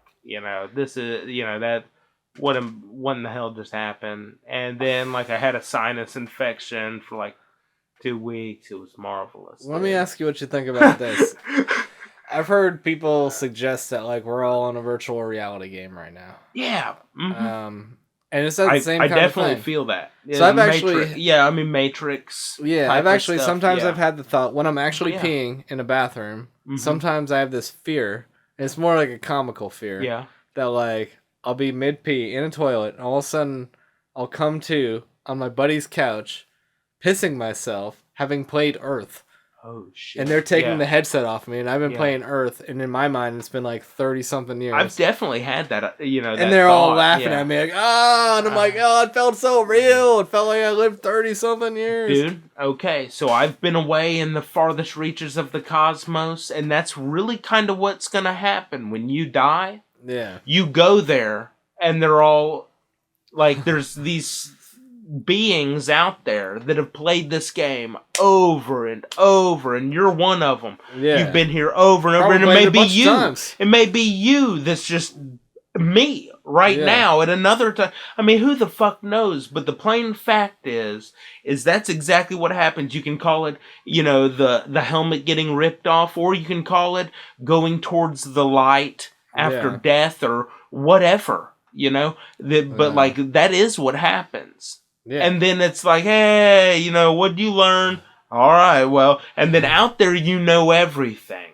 okay? Because if you take ayahuasca, if you do 25 grams of mushrooms and smoke DMT, you can kind of get there. And you realize that your mortal coil is really just holding you back, you know? This flesh muscle suit that we're dancing around in is really just like mildly inconvenient that we could be fucking flying. And we could know everything if it wasn't for the bandwidth problem. Sometimes in that we context, have in it our feels brain. Sluggish. Like after a fresh trip, like after a fresh trip, sometimes you're just flying and you're gliding. But like eventually at some point in time, you feel why like, am I just like moving this shit around? Right. Like it's because you're coming back down from this high frequency. In which that's where you really are. We're all high frequency beings. Damn. My veganism in the last 2 months, oh my God, I feel amazing. Absolutely amazing. And I know it's because like I don't have like some cow parts bringing me down. And I really know that like it totally affects everyone like that, you know? Yeah, but even that is just like beyond that level. Exactly. Beyond it, just like you really. That's the thing. Within this cohesive reality that we all accept, we all have these little things like vegan or I'm a basketball player or whatever it is that connects you to this higher I'm a self. carpenter, you know. Like we all play these games within the game. Yeah. It's like Red Dead Redemption. Like I'm gonna go do the poker game. Right. Okay. Dude, and you get caught up in it. Without a doubt. You get caught up in it. Without a doubt.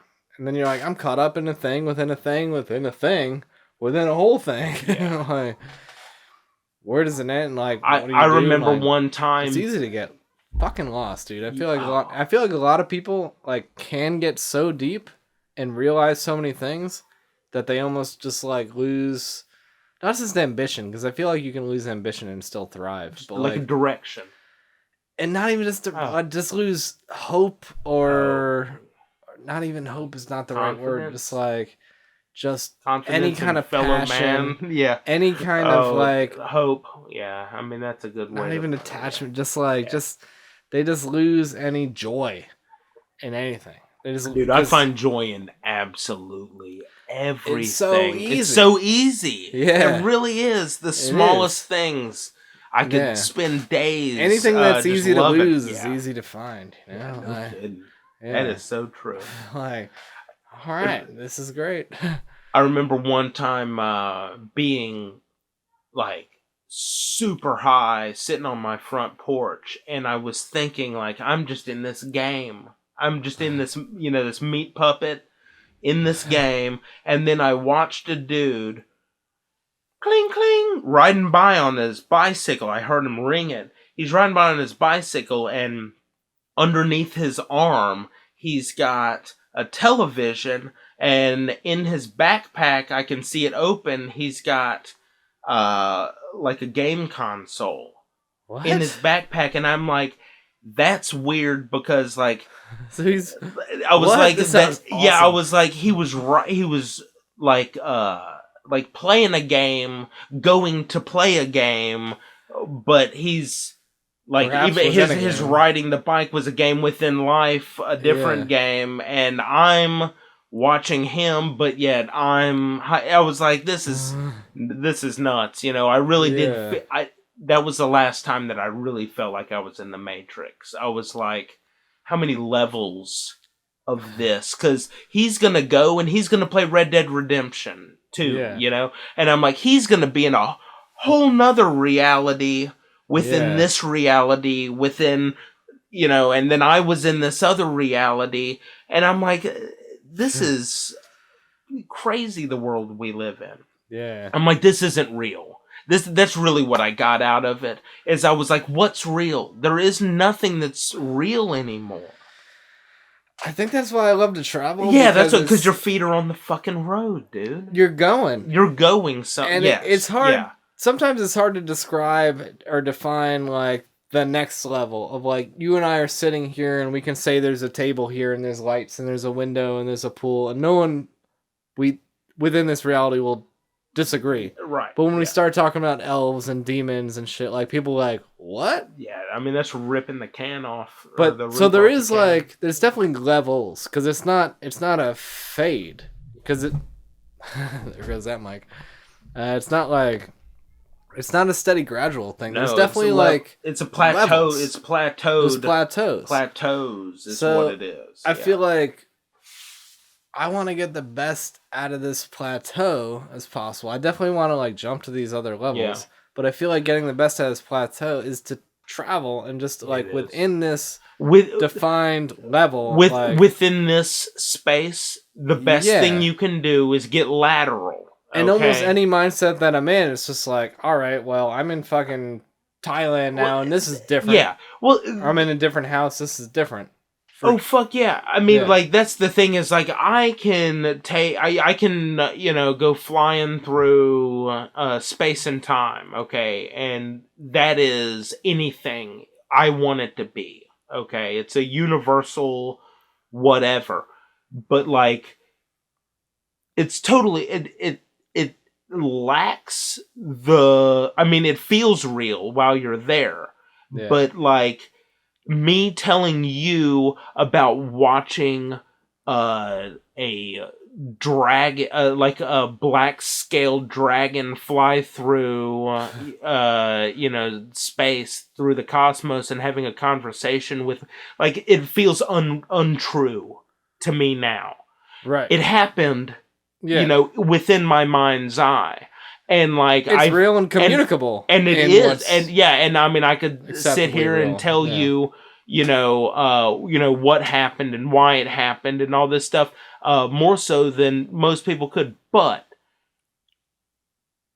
me going to Europe and having those experiences, those are just as memorable, if not more so, because there's context to them. And like, I was there. I was slow poking it through Amsterdam for 4 days on foot, walking 12 to 17 miles a day, just looking. Yeah. So like, and it's I remembered that. Even if I was fucked up drinking wine all day, I still remember more of that than that mushroom trip that changed. Both of them changed my life. Yeah. Both of them changed my life. Yeah. But the difference is it cost me a whole lot of money to get to the Netherlands, and I can do it with a bag of mushrooms at home. And the thing is, it allows me to work through like serious, like childhood PTSD and stuff like. You can't do that in Switzerland. Or wherever you are, Santorini. I didn't go to Switzerland, but like Santorini off the Grecian coast. Yeah. I mean, you can't. There's nothing bad that can be said about that experience. Yeah. That's why I love both. I love to travel. I love to trip when I can, like, and just experience. Do you like LSD or mushrooms? I love both. I'm trying to think of what I've done more of. I like to travel with LSD, just because it's a little bit more low key. Yeah, you can stick. I've also had it go bad on me, so which can happen. Yeah.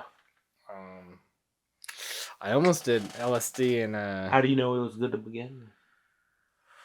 You don't always. I've done some bad acid before. I've never done bad acid, but I've done acid that was not wasn't anything. Wasn't good enough. Yeah, I almost did acid in jail in Egypt.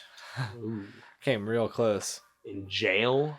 Yeah, it got bad. I did a whole podcast on this experience. I didn't mention that in that episode, but there was a moment where like I thought I was going to be in the solitary confinement for longer, and I was like, if I'm just going to be in this tiny room about this size that we're in now, half.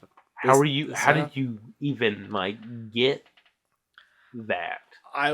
Like some little Egyptian acid dealer over in the corner. No, San Francisco buddy gave it to me. Between his toes. San Francisco buddy put it on an Altoid. Oh. So it's just with my toiletries looking super. That's what I love about acid, because it's like, put it anywhere. What are you doing with a mint near your toothbrush? The fuck do you think? Yeah. It's not, and no one's gonna, they'd have to really check. Yeah. So, and yeah, there was just this moment where I thought it was going to be this little 10 by 10, 8 by 8 foot room, and by myself, I'm like, if I'm gonna be here, I might as well like watch some cartoons and like have some thoughts. Yeah, no doubt. And then I was gonna do it. I was thinking about it, and then all of a sudden they knocked on the door and like, "You go now." And then they handcuffed me to like 12 other dudes and took me to a room only slightly bigger than this with 40 people in there. Oh shit! 40 people, and we're all on top of each other. I would have been freaking out. Freaking out. I mean, as it was, Yeah. I was not stoked. Yeah. But had I been, it would have been just such a nutso. Yeah, no kidding. Crazy experience. I always thought like if like any of my friends, like I try to tell them if they ever go to jail, like if I send you a book, like on page 100, all the T's are gonna have acid on them. Yeah, so like I tried to tell them that shit, page 100, all the T's. Yeah. You know, I like how if it's coming from me. Yeah, like that's the whole page. Yeah, the whole page. I don't know how much it changes the color. Who knows? It'll just be page 100 though. I've got plans, man. Yeah. I don't know. For some reason, I feel like I'm gonna wind up in jail for some dumb reason. I've always said like, I wish someone would brush my hair with some beer yeast. I'd be making the best hooch in jail. Yeah, no doubt. I mean, I hope that shit doesn't happen. There was one mushroom trip I had where I thought like, I was telling you about this the other day, where I thought I was so far gone, I didn't think I was gonna come down. Yeah. And I was like, people are gonna notice I'm wacky because I'm not. Yeah, I'm not. I'm cool. I'm not coming down. Yeah. They're gonna put me in an asylum, and I'll just be there, just like. That's great. It's still good. I've been that way and been like, I gotta call the neighbors. I gotta call the neighbors and let them just tell them like all they need are some mushrooms, and they like your lives can be so much better on mushrooms. I'm like, God, David, you're wise for not picking up that phone. I almost did it, like to all my neighbors. I thought about each and every one of them, like, these motherfuckers got to get on the train. Like, they need DMT in their life, you know, but not DMT. You know, they need to be real careful. Yeah, and then I was like, David, I don't know about this, Dave. Maybe need to just let. I put my phone away. Think about it. Yeah. Shit. Oh, I can't even use my phone, dude. Oh, I'm so high. Dude, I've tried it before. I can't. Trying to look at a map. Oh my god! It's such a weird. It feels so weird. Yeah, like a dense fabric digital situation. Looking at a screen looks like it's alien technology. It's like, oh my god, that's alien technology. Yeah. You know, crystals. I gotta pee real bad. Crystals. I gotta pee. Yeah. Speaking of crystals. Yeah. So you can keep talking if you want to. All right. I'll just eat these cookies. We'll pour some whiskey. Oh yeah. Let's get this next level. Yeah. You can keep talking shit if you want.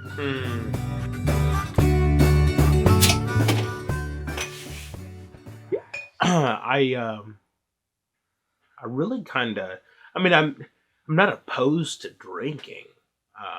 I just really don't. I don't enjoy it like I used to. But like I love that beer is so good. You like it? Yeah, that one. Do you want some more? I brought the whiskey too. Yeah, you just wanna. Yeah, I'll take a little bit of that. But I do really. I love the taste of whiskey. And then like I'm always like high as a kite. So whenever I start drinking, it's like I get like fucking cross-faded. It's great, you know. Fair enough. Yeah. Fair enough. I love getting fucked up. There's well, obviously you like to shoot whiskey, not sip it. Yeah. That's what I was assuming. Although, I mean, no, I do. I like to sip it. I just, I was already fucked up when that dude poured that shot in the Irish bar. Yeah. So I was just like, I was used to doing it the Nashville way. There you go. Yeah. At your leisure. Ooh. Shoot or sip. Yeah, no, I Maker's Mark. I sip that. I poured like a shot's worth. So. Yeah. What you do? Cheers either way. Word.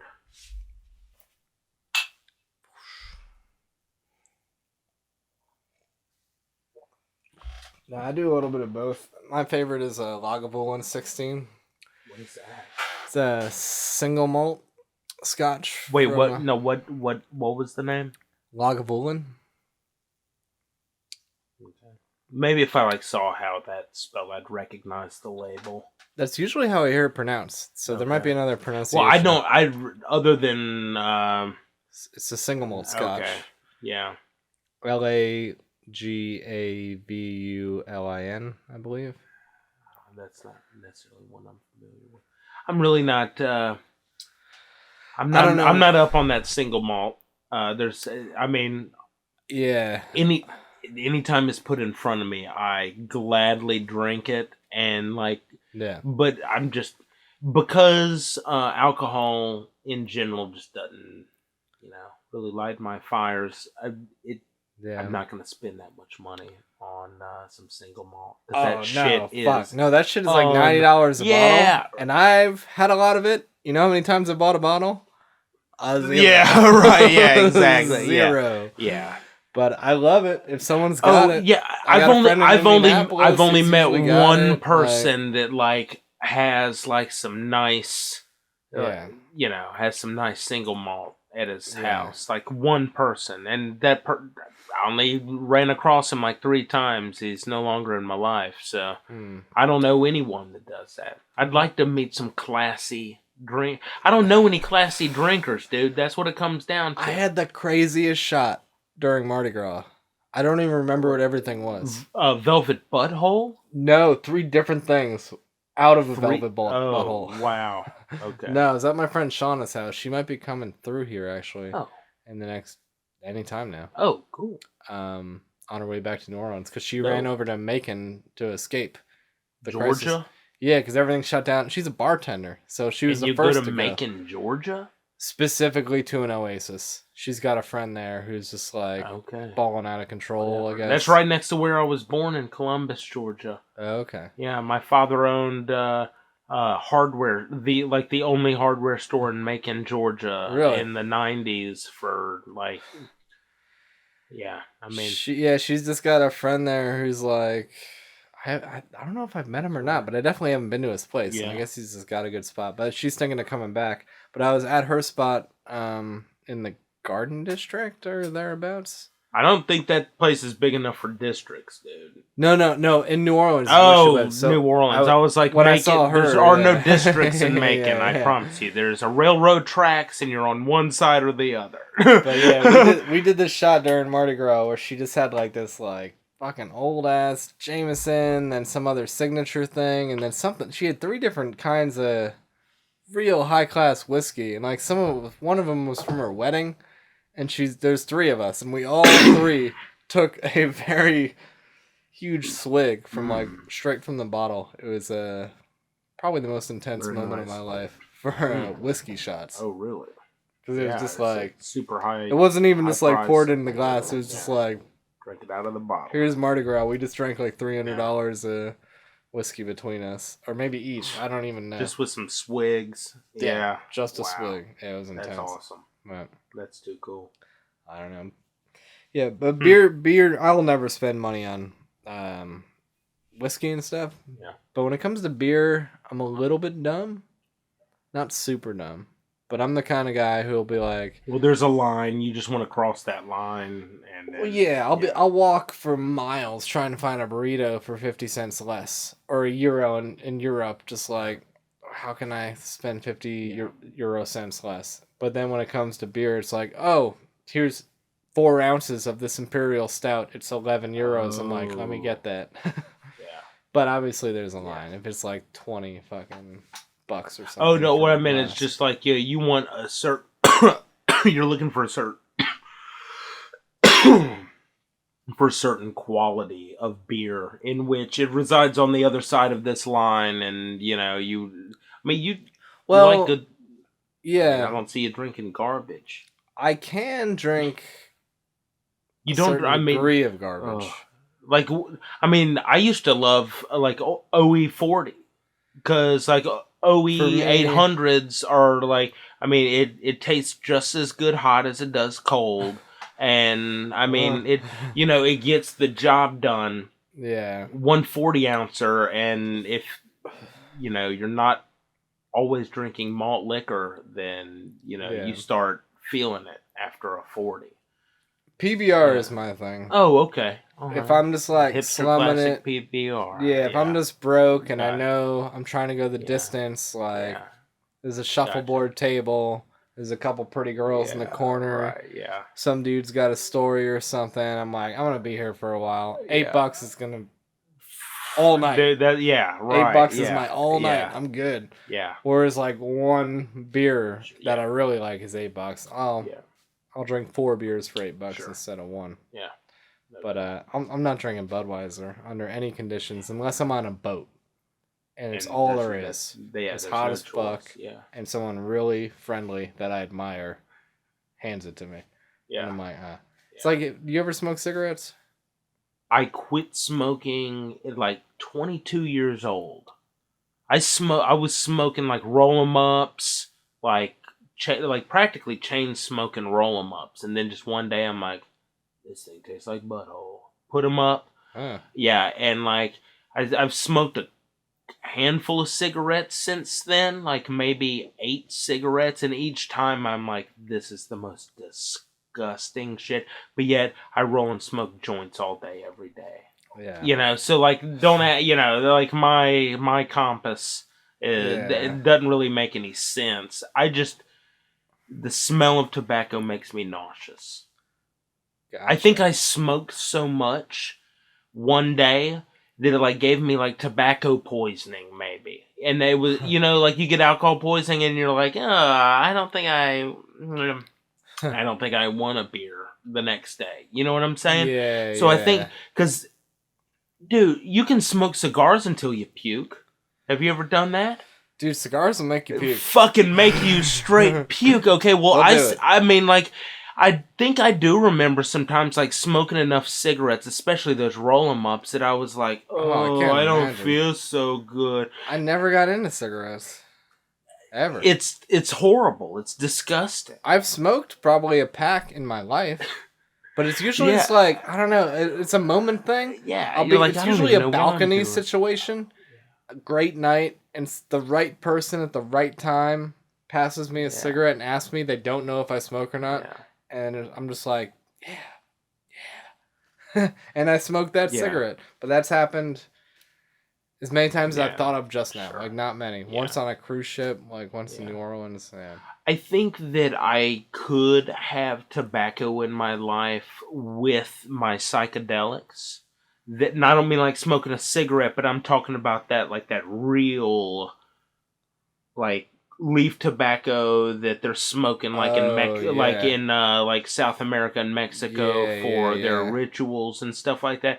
All it is like tobacco rustica, and and they're that's what they call it, and they're just like, crushing it up and smoking it out of a pipe, and that supposedly like fucking knocks your dick in the dirt.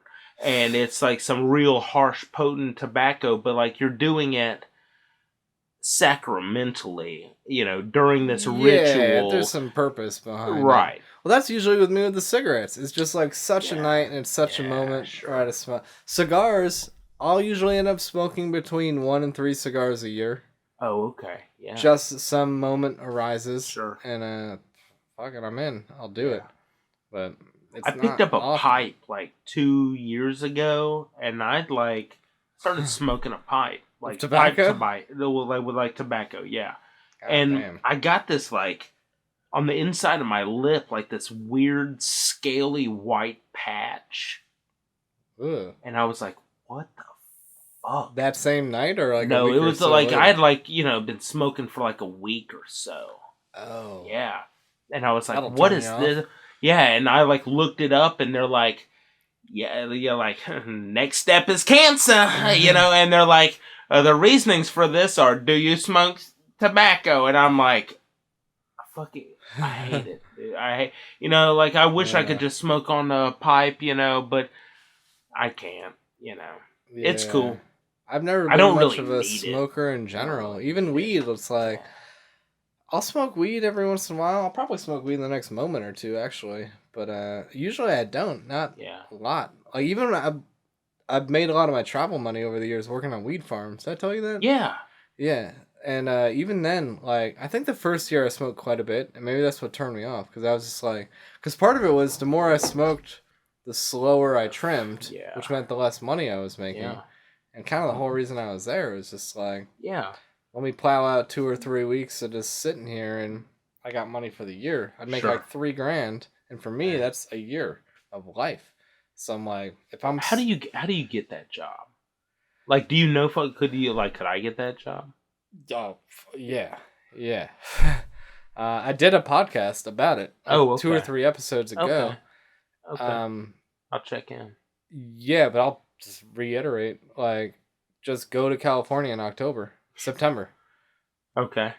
That's it. Just Northern California, just show up. I've got the RV, you know, yeah. I can park that somewhere. Yeah, and just start talking to people. Dude, I don't want to, like, go to Murder Mountain. You know what I'm saying? So there's pitfalls. You know, like, yeah, exactly. Like, yeah. I don't want to be like, yeah, dude, yeah. And then, like, come on up, dude. We call this Moudre Montaigne. You know, this is not the place that you think it is. No one's going to kill you. The biggest thing you have to worry about is, like, working somewhere for 3 weeks and not getting paid. Right. Yeah. But if you just check your references. Cross your T's or whatever that shit is. Some cliche applies sure, no doubt. Yeah. Right, yeah. Yeah, look at the guy twice in his eyes before saying, you know. I always say if you're really gonna dig in, if it's somewhere where they're like, yeah, you can hang out here until January and do your thing, definitely leave within 2 weeks.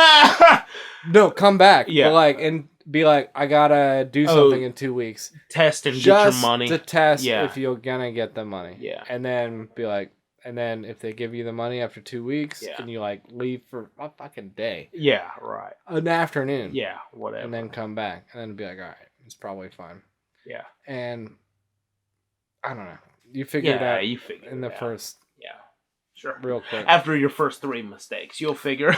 Yeah. I figure. Well, the thing is, I'm really good about reading people, and I can see trouble coming from like a mile away. I'm real street smart, but like some 22-year-old kid's gonna go there and get used, and that's what happens. Yeah. Some people have to learn the hard way. Most people do learn the hard way. Yeah. I've certainly learned the hard way, but I'm kind of over learning the hard way, you know. So.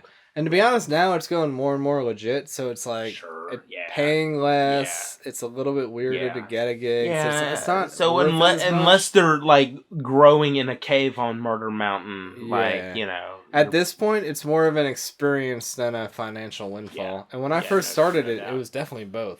It was more so the experience. I met a pretty girl in Vancouver, in Canada, and I was like, we hit it off, and we were hooking up, and then I was like. Great to meet you. I'm going to San Francisco. Never been to San Francisco before. And she's like, I've never been either. I'd love to go with you. And Rudy, the roommate's never been there. Yeah. You think all 3 of us could hitchhike? I'm like, that sounds awesome. Obviously, let's do that. And that's how I learned about trimming, because we hitchhiked from Vancouver to San Francisco. And along the way, they're just like, let's see if we can make some money. I'm like, what do you mean? And they're like, weed's got to grow somewhere. Somebody's got to deal with it. And that's how it started for me. I was like, oh shit, we found somebody. It didn't work out right away. Actually, we got to San Francisco, met a gigolo named Starchild in a drum circle. Oh shit. And he let us stay with him, and then he ended up getting arrested because it was like Prop 8, something to do with gay marriage, and he was at a hospital. I'd left for him, and I almost worked for Couchsurfing. Oh, shit. So I was at the Couchsurfing quote headquarters in Berkeley, and they told me the story. They're just like, yeah, we're in this hospital, and he like throws the keys from handcuffs and like stay as long as you want, because he was getting arrested because he was protesting a little too hard, That's so they ended up flying back.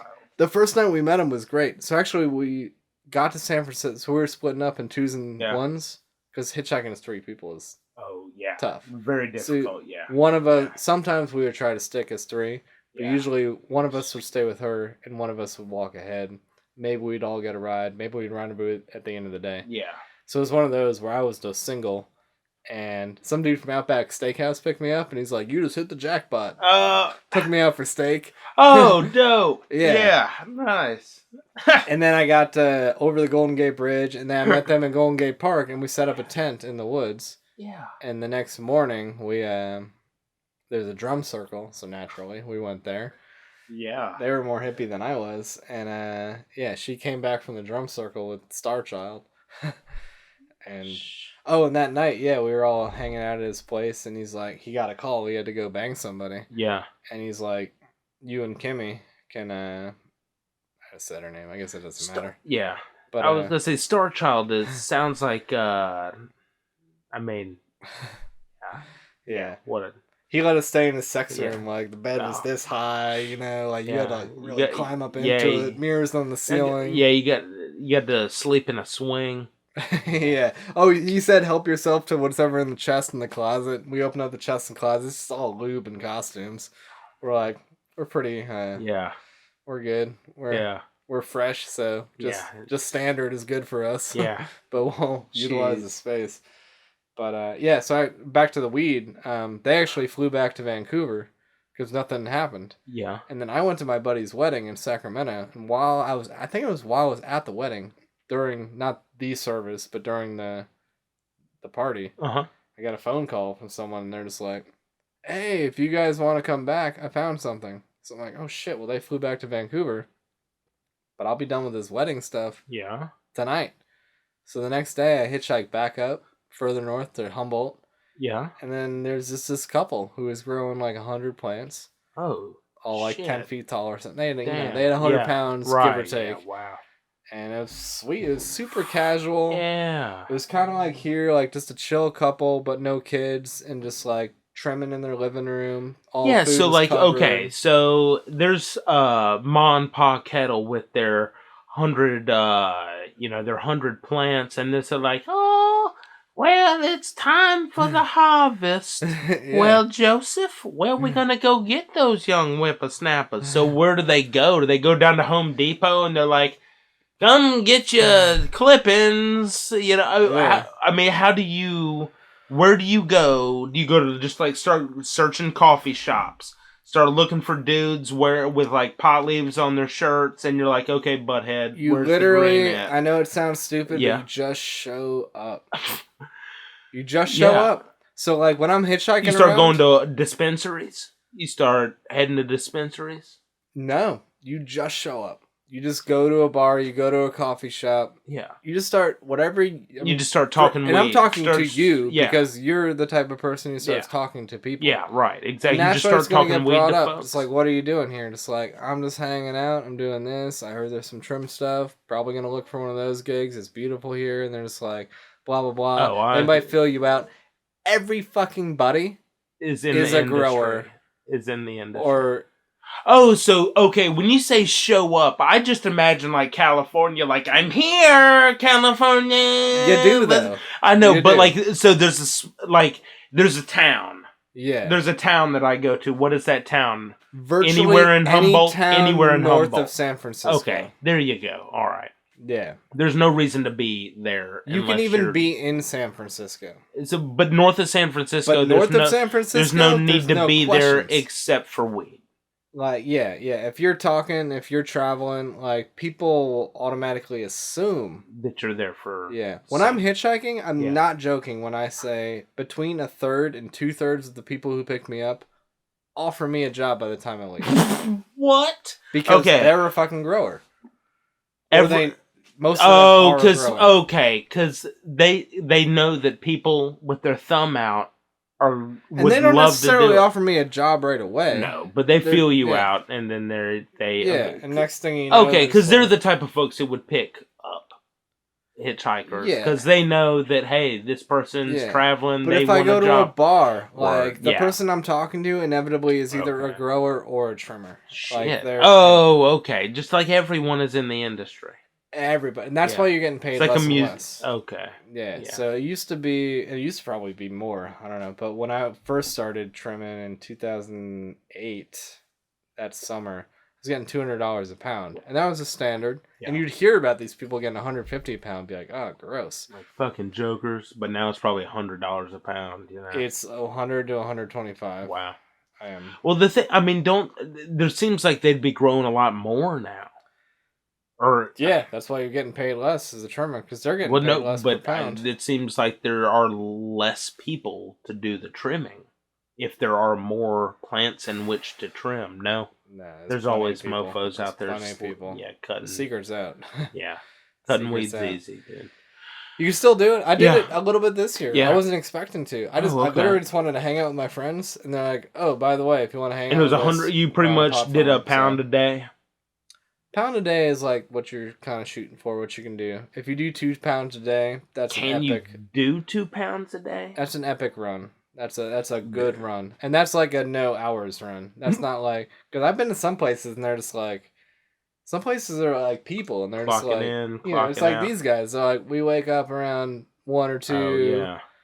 But some people are just like, here's all the shit, whatever your schedule is. They just dump a bunch of weight on you and say, call me when it's done. Yeah, or they're like, we get up at 7 a.m. and we go to sleep around 11 p.m. and like, when you wake up, it's almost like weird if you're not trimming. Like, have your breakfast, make your coffee. Right. But then that's what you're there to do. You're not there to hang out. But then I've been at other places, usually with friends, where they're just like, they treat it like a 9 to 5 thing. And then it's real, like, almost official. It's like, we're shutting up at 5. Like, it's not even an option.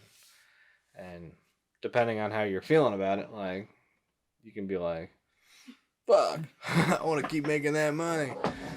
But other times, you're just like, I don't know. If you're just hanging out with your friends, you're like, whatever. Cool. But it's an easy way to make a bunch of cash. Yeah. Even still, like it would be. I mean, that's what I did this year on accident. Yeah. So it's like, I'm always looking for, for some hustle. I've kind of bought and sold everything that there is to buy and sell since I was like 8 years old. Yeah.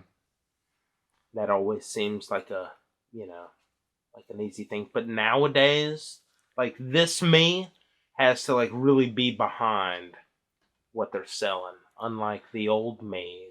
Oh, you would just sell fucking windshield wipers for a Dodge Viper? No, I mean like what I mean is like like selling a Dodge Viper. Yeah. Okay? Some people got the money for that. Some people act like they have the money for that. I used to sell a Dodge Viper to the dude that can't afford it, and then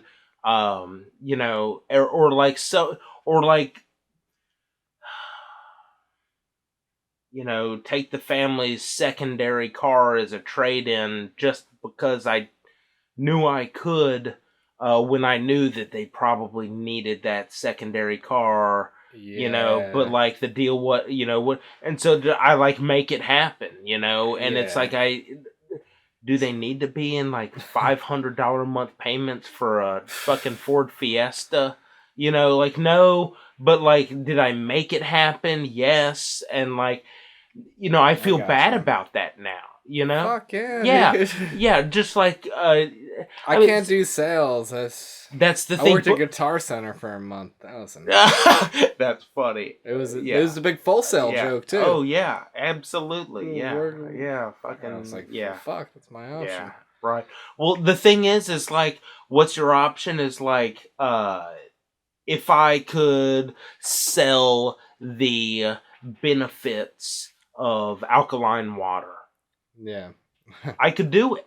Like, that's something that I can stand behind that, like, that I think everyone needs, or like, the vegan lifestyle, not that, I would push that on anyone, but anyone that needs, information or wants good food, then, I mean, I can, give them that, but you don't want to I have to stand behind. I feel like if you believed in me, that's all sales are. And like, all I am is like, you believe in me, you're buying it from me because you believed in me. That's the way I look at it. You can get a car from anyone, and all cars are the same in general.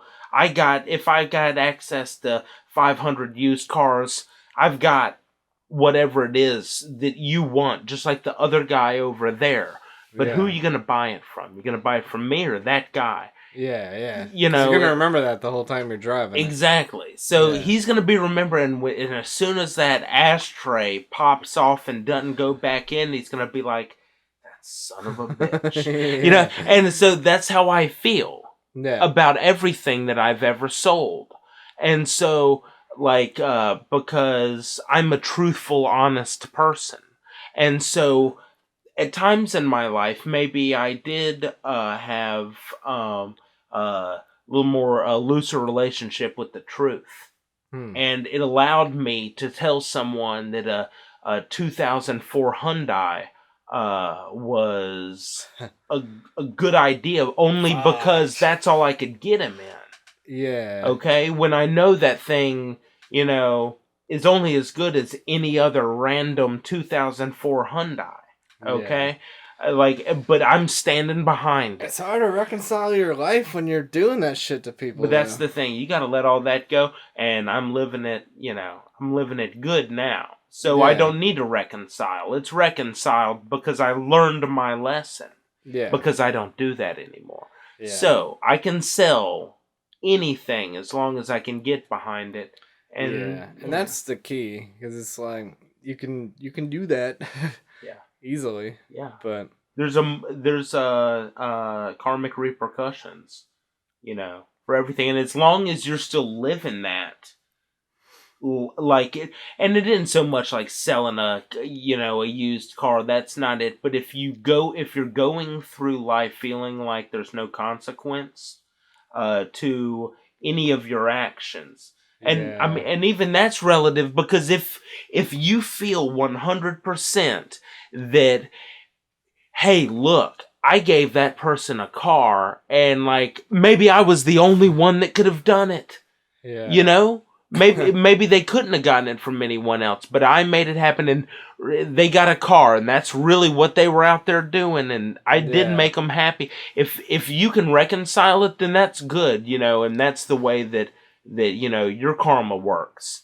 But there's an ebb and flow to everything. That's the weird thing about karma is like you can get swindled by a psycho and he's got no karma coming back to him. None coming back to him because he's free and clear of all that. Yeah, he's worked it out. He's worked it out. Yeah, absolutely. Theoretically, there could be a couple wrinkles. There's always chinks in the armor. The thing about karma is he can retroactively realize that he did something fucked up. And then it all comes back to you. Yeah. Then he's fucked. Then he's fucked. That's why you just... That's why a lot of people are like, la la la la la la, do not karma me. Ignorance is bliss. But if you hear yourself saying la la la, you know you're already fucked. You're already fucked. And then it's coming to you. Mm-hmm. I mean, that's the way it works always. That's why, man, when I started hitchhiking...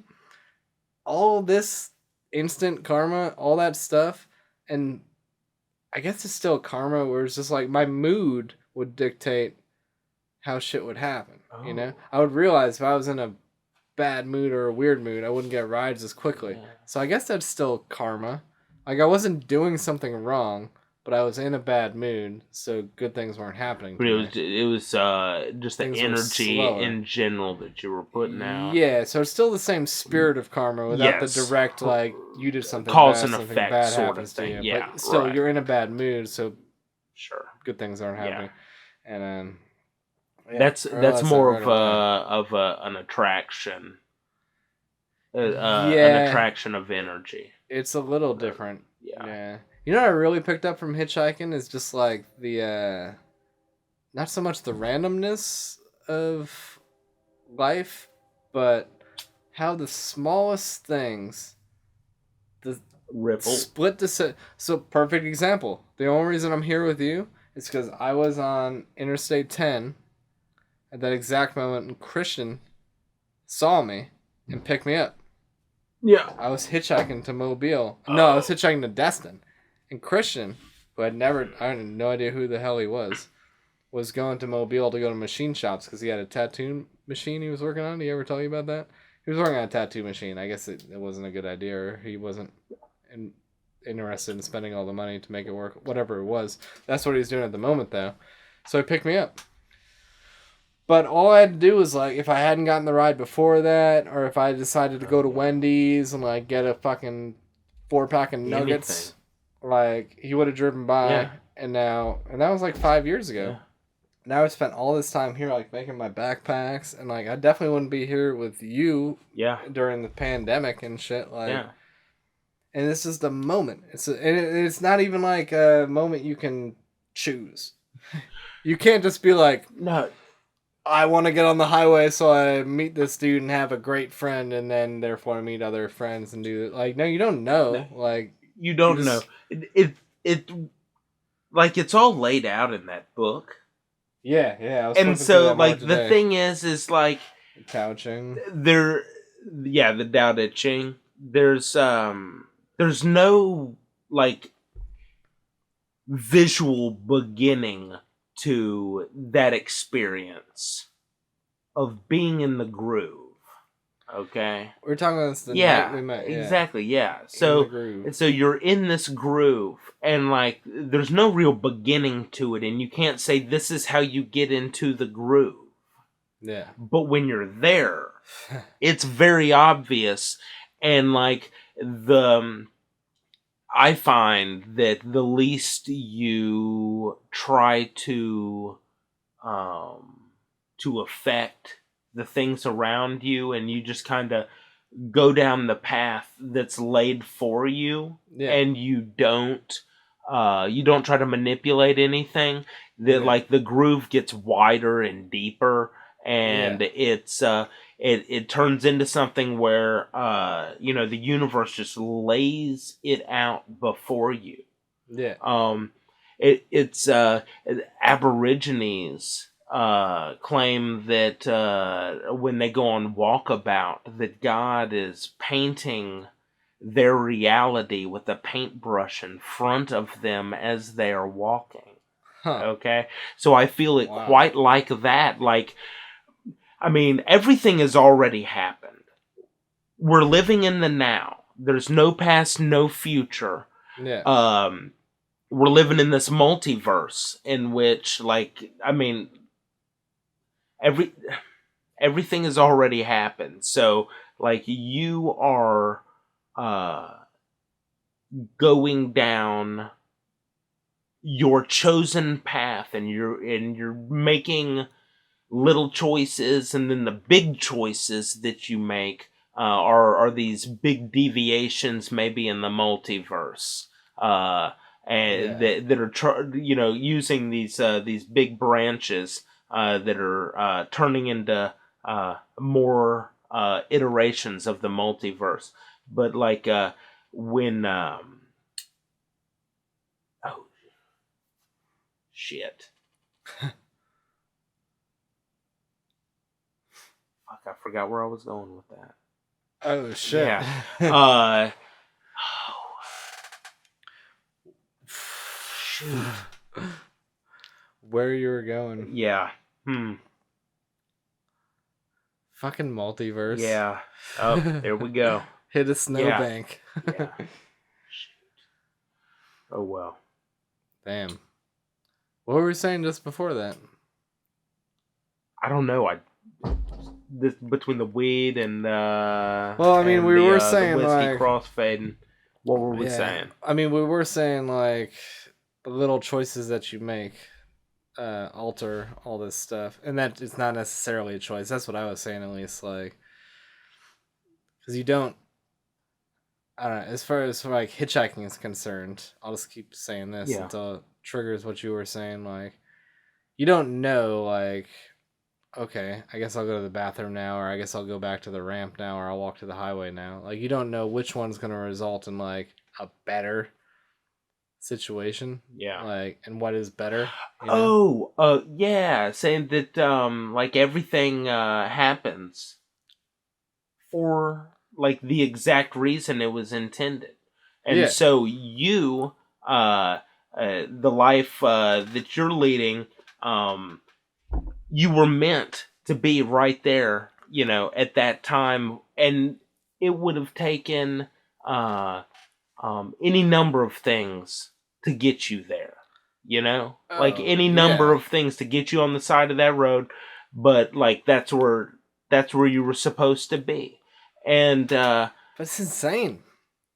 Like the amount of shit that's happened to me. This is insane, split dude. Seconds. Yeah, this is insane. Yeah, I'm looking at the sleeping bag that you've made, and like that's insane. You wouldn't have that, in your, in your list of material possessions, and like your contribution to. I mean, this is a piece of art. It really is. So, like, it's all, I can, like, this sleeping bag, I can actually track back to, like, so many things. I don't even know, like, you don't even know which one is the thing, because, like, I can just say, like, being in the groove. Once you're in the groove, yeah, you're grooving. Yeah. Like, and you were supposed to be there. Yeah. Just like that led you to this, which is going to lead you to, the next thing. Yeah. And then, I don't know, like, my mind starts to wander, obviously. It's just like, oh, well, I might have met this person and done this, and maybe it would have been better or worse or the same. And that's what the multiverse is about, is because you've gone down this path that brings you to this. Yeah. But, another version of you got picked up by Christy Brinkley in the Ferrari, Yeah. And so that's... To bring this to a usable point, is why I like traveling. Because I feel like the more times you fucking put yourself out there, and maybe this isn't even necessarily traveling, but just the mindset of, but I feel like traveling is a huge, like, steroids boost. By putting yourself out there, you put yourself in more situations where you can end up making a sleeping bag. You can end up meeting someone who shows you how to sew, who offers their garage to you, or you find out what a fabric is made out of. Or doing this podcast. If you keep doing the same thing every day, you lessen your chances of going over seeing a new sign, seeing a new bump, meeting a new person, like. So, all right. So I just said, like, you're at the gas station and you don't know whether going to the road or staying there is going to result in meeting the person, because that could be the difference. Like, you go to the road and a car passes and it's someone who's going to change your life, or if you stay in the gas station, it's one person who wasn't going to get on the road and they see you and changes your life. So you don't know. There's no way to know. But by constantly doing different shit, you're constantly giving yourself way better odds at something happening.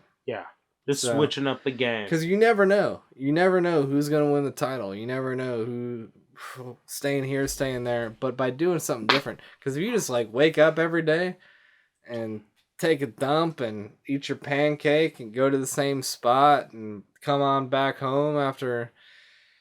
It's life in Alabama, dude. Yeah. Yeah, I mean, something might happen. Sad. I mean, I say it's sad, but I mean, like, my life isn't for everyone. Like, you're the people listening to this podcast. I've met people who are, like, the opposite of what I feel like I'm describing, who are amazing, I've met people who've never seen an ocean, and they're from North America. And I'm like, how are you so well-versed in everything? Yeah. You've never seen an ocean? I met a guy from the Yukon, and he never left the Yukon. What? Except for once, he went to Alberta to buy a car. Just right over the border. Never Holy seen an ocean. Smokes. And he was just so, like, on every little point that I brought up, he's just like, oh yeah, I know that thing, and he brings something up to me, and it was like, damn, this dude's like... the first time I think it was the first time I did ayahuasca. I met this fella that his wig had been completely blown. And he claimed to have never been out of Detroit, but like for like 2 days his entire life. Damn. And then he went to Kentucky and did ayahuasca. What a move. Yeah, Holy what a crap. movie. He was very disheveled by the whole experience. He seemed the most unsure with how to deal with that and put it into his life. He was having a tough time, and he looked like I think he that was trip to he was a Kentucky? there was no doubt in my mind that he was kind of on the fringe, but he made probably, I would imagine, he is a millionaire, or certainly has that mindset. Yeah. He had, I mean, he never would tell me, and I wouldn't pry. I wouldn't, but I didn't know his name, Oh. which was How long did you know him? for a weekend, for How'd you 3 meet him? days, and ayahuasca ceremony. Oh, okay. And he was just like, you can crash oh, my listen, place? Or? no. This was at the ceremony. This he went there too. Oh. In fact, the dude that brought him. Listen to this shit.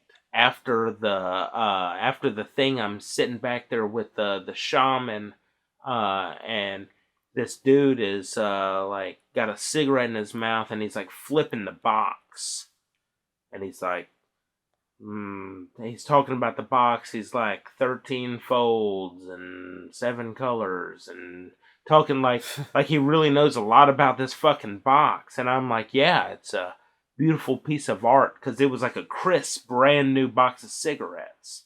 Okay. And so I'm like, yeah, it's a beautiful piece of art. And he goes, I travel all over the world making these boxes. This guy never left Detroit? No, this is his friend. He said, I own all the factories that make all these cigarette boxes. He owns the factories. Gotcha. And I'm like, dude, you need to figure something else to put in those boxes. Like that. And he was like, at the back of his head. And he's like, just thinking about shit. And his friend is like, dude, why did you bring me here? Like he did his experience. Well, it was.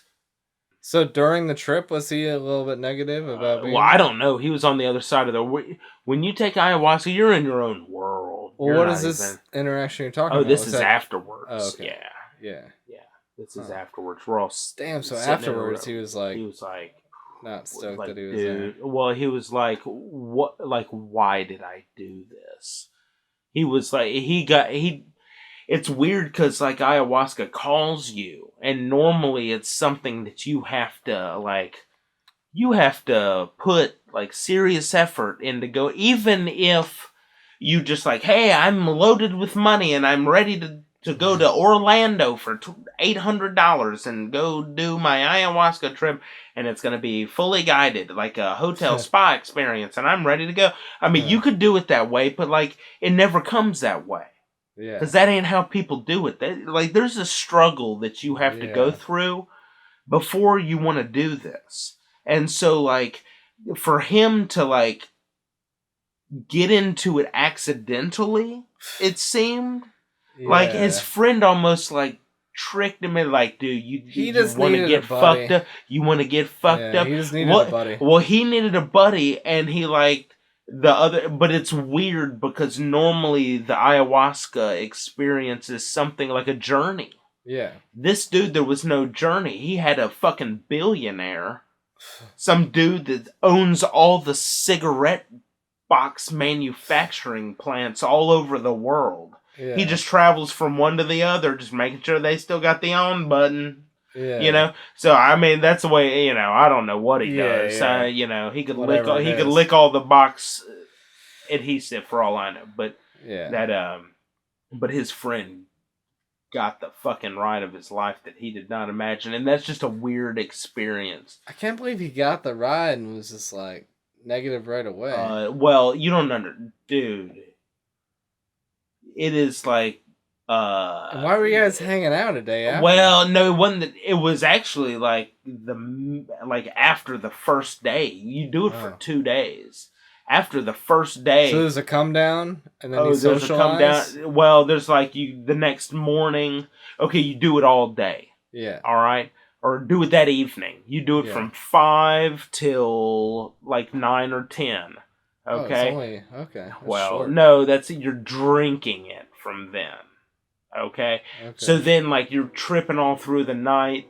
Then the next morning you wake up and they're like, okay, don't, fucking put your shoes on, put your tongue back in your mouth. Yeah. See you back here at 2 p.m. Like, the doors are now unlocked. Yeah. You can go get a couple of eggs if you want them, like, nothing crazy. Yeah. Come back here at 2 o'clock and we'll do this again. So you come back and then it's a whole different experience because your body is already, like, attuned now to this stuff you're drinking on. So now it's like, so it wasn't party so crazy time. The first day? Well, it is for some people. Yeah. I mean, for me, it was like taking like 4 or 5 hits of LSD. Yeah. But with like some real fractals. I don't see fractals too often anymore. I don't know why, but okay. So like, you were still like within the realm of what you're. Yeah, I was just like feeling great, but it was. So at what point did you talk like to a dude? At the end of first night and at the end of second night. Okay. So like what did he change second night? Or no, he claimed that it was like the same, or he claimed it was a different kind of ayahuasca. This stuff is like, it was the same shit. I don't think it was any different whatsoever. You just drink, it's all about quantity. Yeah. Just fucking drink it, puke it, drink it, puke it, drink it, drink it, drink it, puke it, drink it. Just like hold all your diarrhea in until you can't fucking handle. You want to hold it in your body for as long as possible. Before you're puking, you're like deep breathing, thinking about, sex, like anything. You're not thinking about sexy ladies because that's the least thing on your mind. You're thinking about just like whatever's going to keep you out of not puking, but you always puke. Yeah. But then after the puke, and you're going to puke up something that's like something that you've never gotten out of your stomach. I puked up something that like the first time that I took it, that it was fucking rocks out of the bottom. What? There's a portion of your stomach that how you gonna get something out of the very bottom of your stomach? God damn! So you puked up some marbles? For real, dude. For real. And then it's weird sometimes. Like a lot of times you'll puke shit up and you're like there is like chunks. How long was this puke sesh? Like dude, over and over. Or 7 minutes? Dude, no, it's like a minute of the heave coming from your big toes, brutal. Dude. It is brutal. You're getting wrung the fuck So out, there must be part of you just like, why did I do this? The whole time you're like, what is wrong with me? Like, it's self-abuse, okay? Yeah. But at the same time, once you've done it, you know the reward. So if all like that's the thing, and even in the midst of it, after I've drank ayahuasca a dozen times. I feel like just hearing you say that now, I'd be good. Yeah, I'd get into it and be like, all right, well. Yeah, well, it's weird because like I almost embrace like it. even the last time I'm gonna get all those marbles out of my stomach. Yeah, dude, you do embrace it until you're like so in the throes of it that you're like, why are you doing this to yourself? Like that's when you float above yourself and watch down from a 45-degree angle. You got it. You got it totally. That's why you deep breathe and then you separate and you're like, you are a bitch. That's what is wrong with you? You are a bitch. You love this. You do it all the time. You've already drank so much of it. Why are you crying like a bitch now? I started laughing at myself. You laugh at yourself and then you go back into yourself and you've got a big smile on your face and you're like, I am a bitch. And then you like race for the ayahuasca. Yeah. It's crazy. Your mind plays tricks on you. What you're doing is this a juggle match between the two sides of your mind. You have the monkey brain and you've got this alien, like this super brain that can do anything. And it's this juggle, but and it's your animal instinct telling you that you need to live when it is time to die. That is all that is. And so that the time to die is you drinking more ayahuasca, puking, whatever, going off. And How many times have you done this ayahuasca session? Like a dozen. I mean, like I only did it once. And then like since then, I've got my ways. It's like a dozen since? Yeah, sure. I don't even really know how many times, but it's around a dozen. How many times have you done it unsanctimoniously, as in terms of all but one?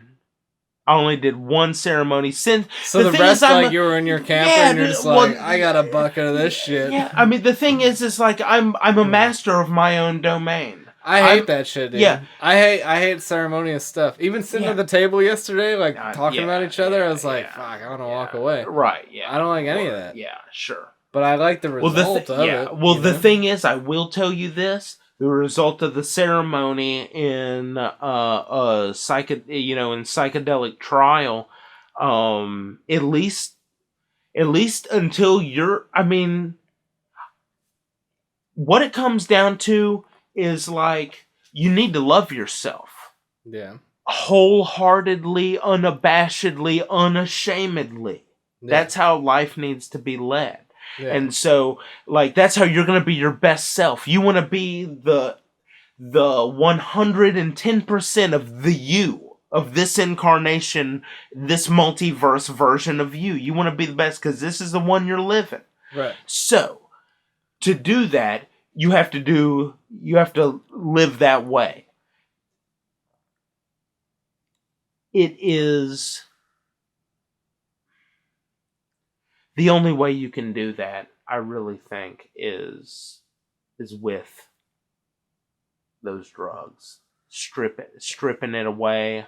And like if you're having problems, not being that 110%. Yeah, I hear you, but I hope it's just like that's not how you live. That's the way you decide how to live. You're not going to do that every day. I guess that's that's what the sacrament is for. It's so you have life choices. You're like, God dang, what am I doing with myself?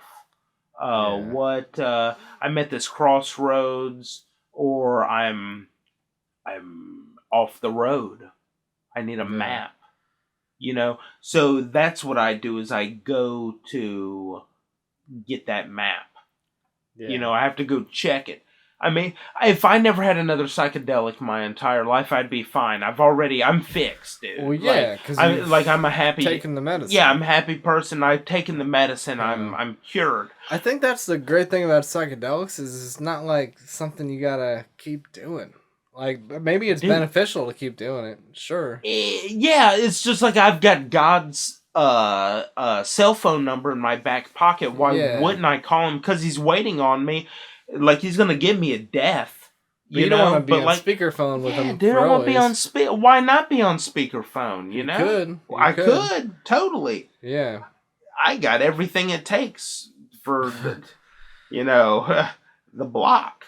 So the thing is like, why would that? Not only that, but I mean, these are gifts.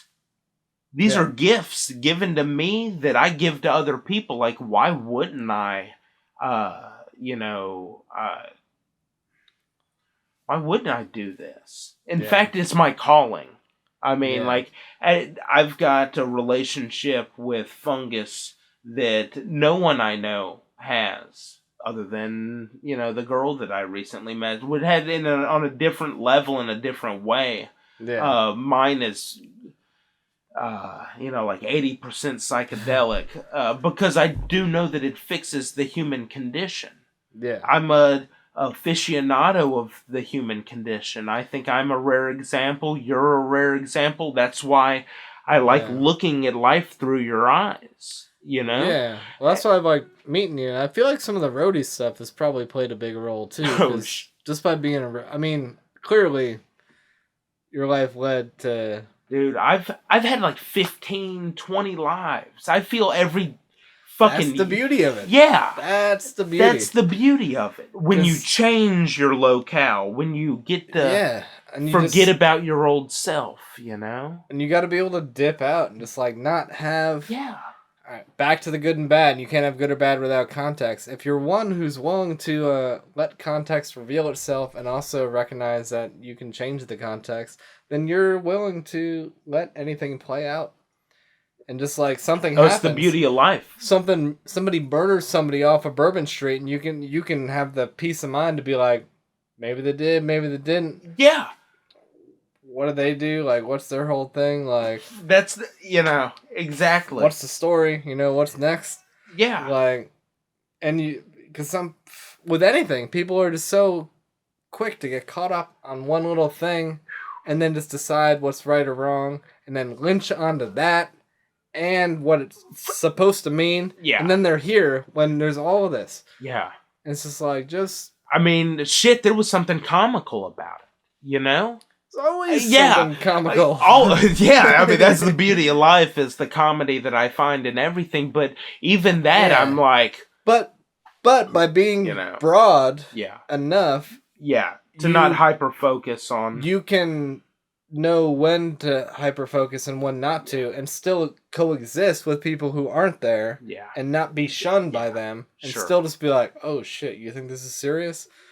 I think it's hilarious. I can side-eye this guy who knows what's up, but I can still full-eye you and just be like, all right, well, how are you going to get through this? Yeah.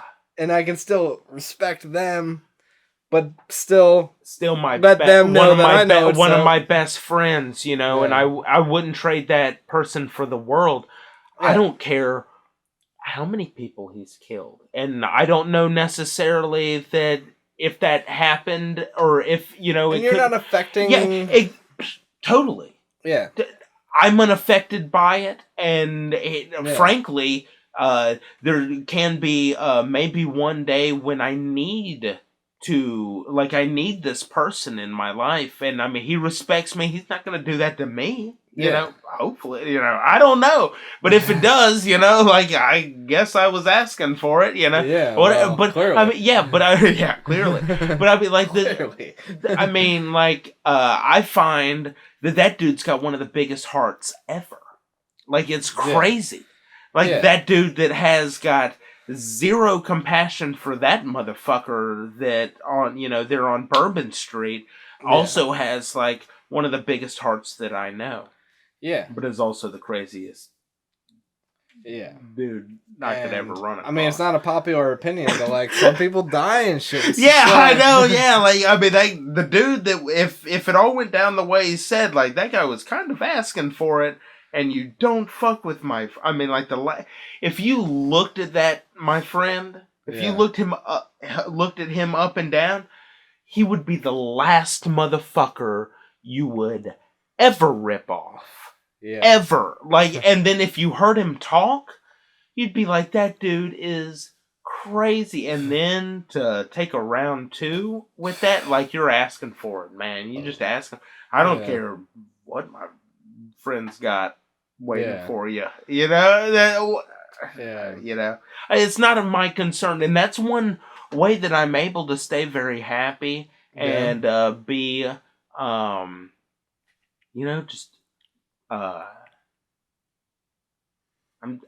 so happy because I really don't let things that aren't my business dictate my reality. Yeah. And no TV, or so very little TV, and no video. I don't do video games anymore. I've done stand-up before, but I don't watch other people's stand-up. Yeah. I don't want it to seep into, what I think is funny or something. Okay. Or I don't want to get any ideas from anybody. Not that I ever use my ideas, but I just I want it all to be fresh. That's another thing about psychedelic use is every time I die and doing DMT, you can die. I've died, maybe half a dozen times. When you blast off, your mind is dying. You think so? The psychological side of you. You're being separated physically. You're kicking back on the couch, and you may be able to open your eyes up until the point of you being shattered into a billion pieces for all of eternity in the farthest reaches of the cosmos. Yeah. Now, right up until then, you could probably open your eye and whatever, but when that happens, you shut down. Yeah. I've watched someone it restarts like an old 486 IBM chug-a-lug. Like a chunk, a big switch on the side of it. And then you're back and you're like, they're twitching. Their mind comes to, they drool. They're like, what's going on? You ever saw salvia? And then dude, I want to get my hands on... I want to get my hands on real salvia leaves, because you don't... Salvia smoking it sucks. I've smoked salvia, smoked salvia. I mean, it doesn't suck. Shit and the it's just shit. Different. It's just different. It's not bad. It's just weird. Very weird. Disassociative. What you want to do is chew it. If you chew it like tobacco leaves, I've smoked the real shit, and it's... Dude. Very next level shit. So, I initially smoked... The first time I got busted by my parents for smoking weed... with my stepdad, and it wasn't weed. It was salvia. Oh. But it was some salvia I bought offline, and it was 20% 20x salvia. No, 20. They do it in But it was mixed with hay. It was mixed with some weird shit that was technically smokable. Yeah. So it was part of it was salvia. Gotcha. And then that's how I got busted. And then I smoked it with some friends, and they tried to pull all the salvia leaves out of it.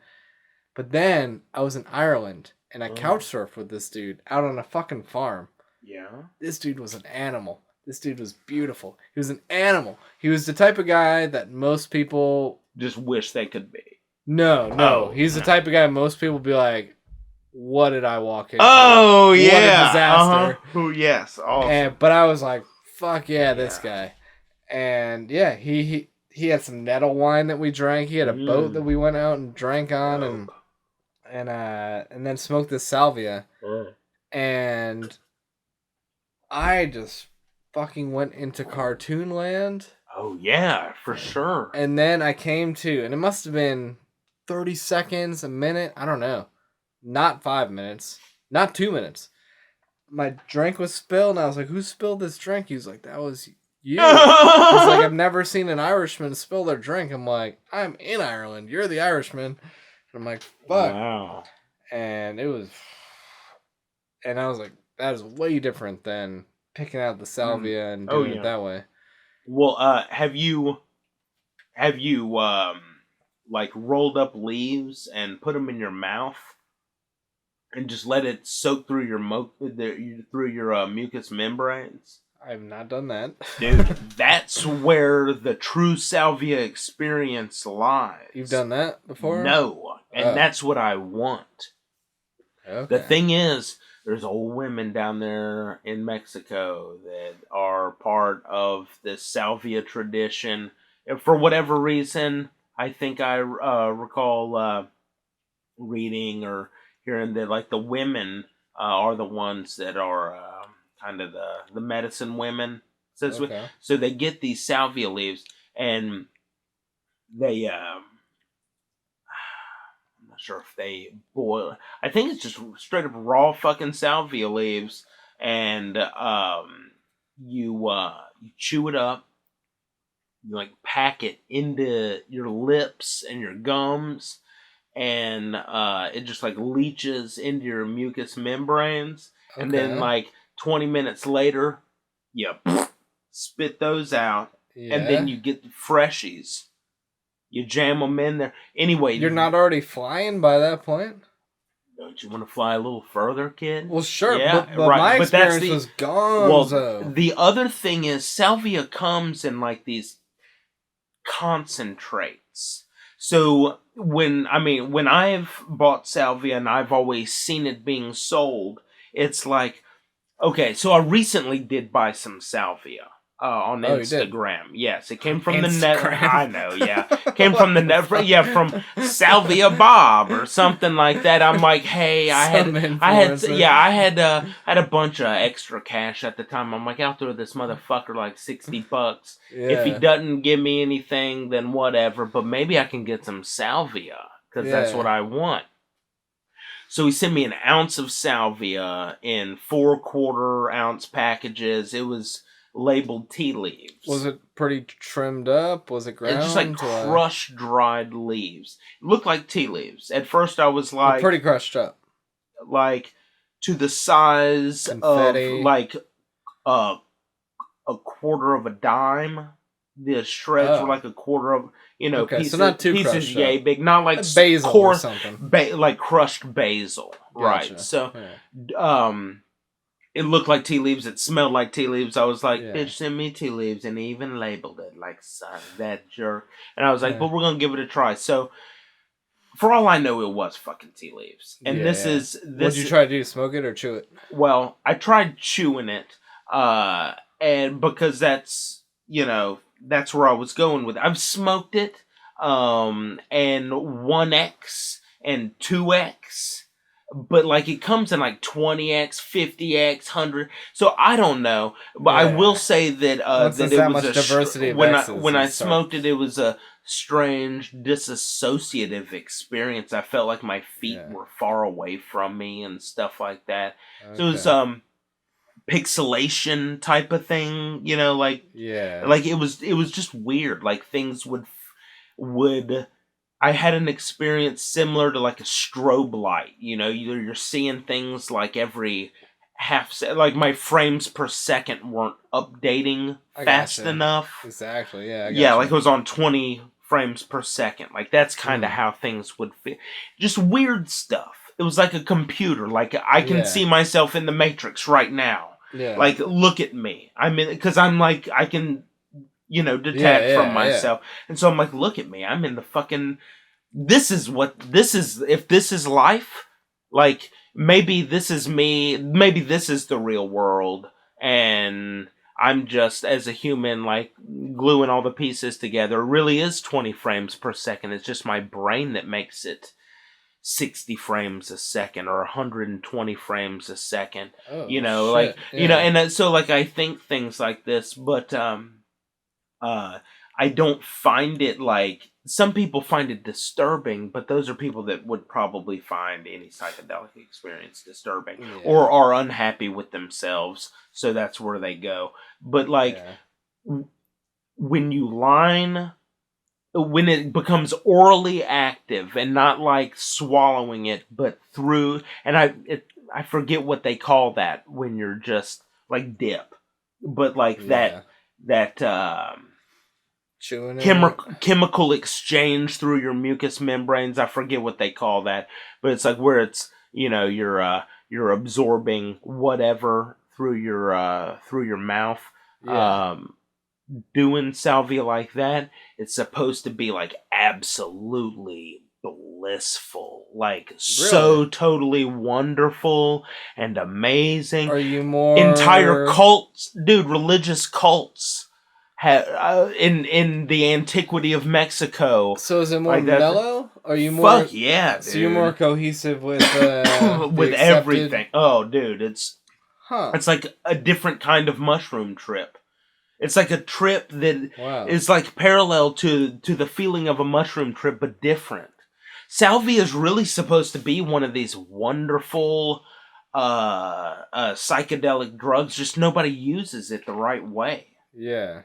And where do you get it from? It's like old school. Like, nobody fucking talks about salvia anymore. No, not really. Because they demonize it. Like, duh, the demon salvia, smoke it and you're going to hell. The demons will take you there. Well, don't smoke it. Just suck on those leaves for like 2 hours and God knows where that might. It'll take you to God. That's the thing. Because then so many people got taken to God by this leaf that they created a cult around it. Jeez. Just like there's mushroom cults in Oaxaca, or however it's pronounced. Oaxaca. Down in southern Mexico. Yeah. Yeah. Oaxaca and Chiapas are supposed to be the most beautiful places in Mexico. Dude, they're supposedly like burning mimosa hostilis as firewood and to like cook down there. And so the whole place just stinks like DMT. Like, take me there, please. Like, oh my God. I kind of want to see the pile of mushrooms right now. Dude, I got them. Do you want to eat some right now? My battery's dying. Yeah, let's do it. You want to? Sure. Why not? All right. Well, this is a good way to end the podcast. All right, let's do it, bro. This thing does not work. It's supposed to be charging, and it's not. Dude, you can never trust those things. Never trust those. Yeah. That's why you go to mushrooms. Yep. Yeah, that's the only truth I know is mushrooms. It really is. All right. We indeed did not eat shrooms at that moment. We finished... Thanks again, David, for doing the show. But we have finished that conversation at 4 or 5 o'clock in the morning, which is somewhat normal for me these days. But I have no idea, actually, what time David's usually been going to bed. But I think it's been earlier than that. So, yeah, we just stayed up chatting a little bit more. And then he called it a night. And I messed around with my backpack stuff a little bit more. And that was that. So, yeah. So now you know David a little bit. I might do an episode with Christian before I leave here. I did one with him a while back. You could go back and listen to if you want to. But I might do a follow-up with him. It's my friend who owns the place here. Picked me up hitchhiking once upon a time, and we became real good friends. So, yeah, I might do that. And, yeah, hopefully I can move on here pretty soon. I don't know. Everyone's enjoying this whole shutdown thing, so could last a little bit longer. I might not care if it lasts a little bit longer. I mean, ideally, it'd be nice to hit the road and not get hassled and be able to go to breweries and meet people. But if I gotta just go out on my own and walk, hike, camp, that's fine too. So we'll see. Get some more things done here. We'll see what the days bring. Should be fine. So, anyways, yeah. As always, check out hobolifestyle.com. Click the gear page. I got some Amazon links there to cool stuff. And if you click through those links, I'm part of their affiliate program. So if you click one of those links and end up buying something on Amazon, whether it's the stuff I linked to or just you're attempting to buy toilet paper, if you can. I don't know. Is that still a thing? Can you not get toilet paper? If you can buy toilet paper and you click it through one of my links, I'll get a couple pennies or whatever from that little sale. So it doesn't cost you anything. That's about it. Yeah. All right, you guys. And I'll report on the IPA I told you about the next time too. It's going to be delicious. Freaking excited. All right. Love you guys, and I will see you down the road. I need a new escape. With all my shit straight, I'll get my big brain.